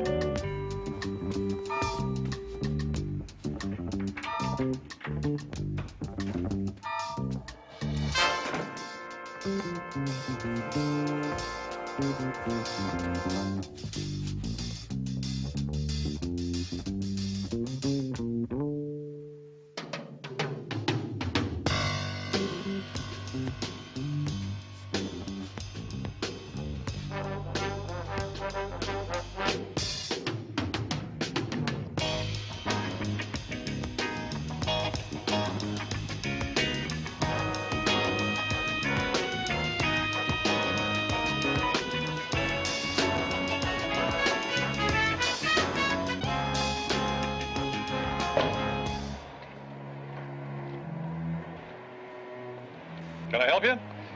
Oh, yes. I'm here to see Mr. Saunders. Oh, he's up in room 223 over there. You go over those stairs right there. Thank you.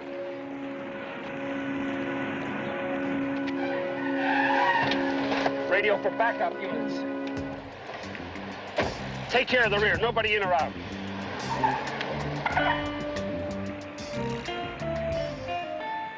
Barney. Stay right where you are. Don't move. I mean it.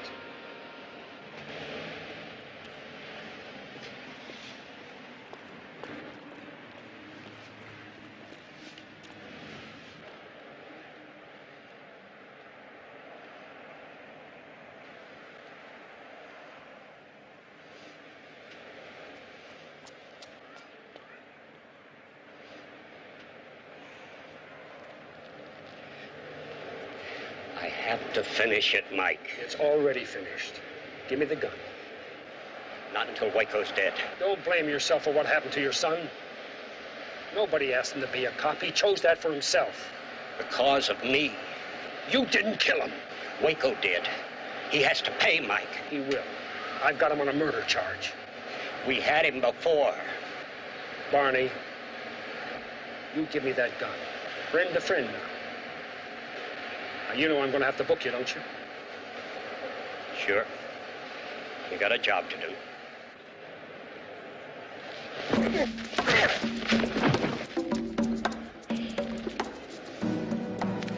Sorry, Mike. You just don't understand what I have to do.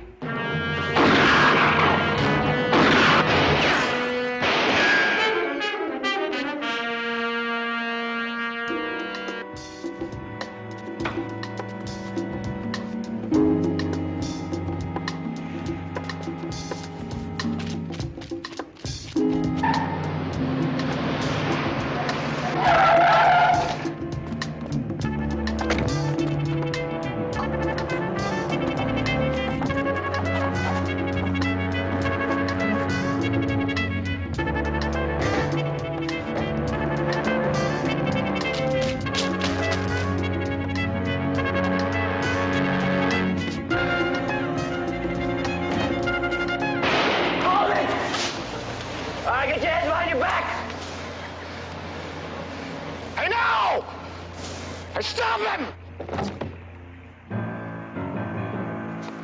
Barney, don't do it. You hear me?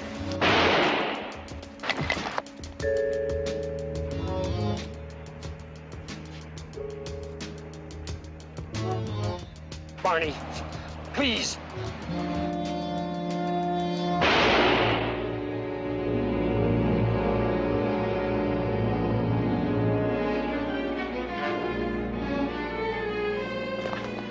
Crazy. I didn't have a gun and he was going to shoot me. Get him out of here. I'm telling you, he was crazy. Get him away from me.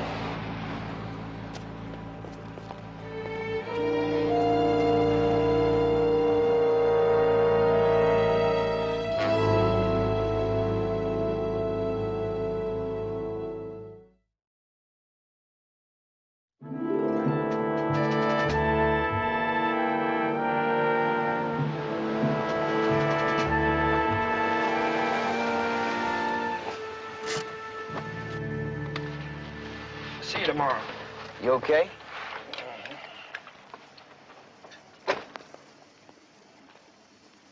Hey, listen. If you feel like some company, Saturday night, go out and get something to eat, do something? Thanks, but I think I'd like to be alone tonight. I've got a lot of things I have to sort out.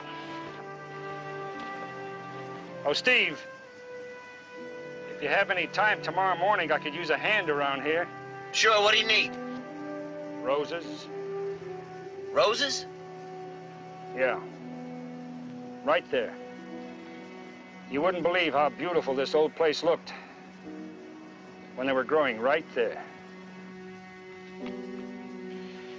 I'll see you tomorrow.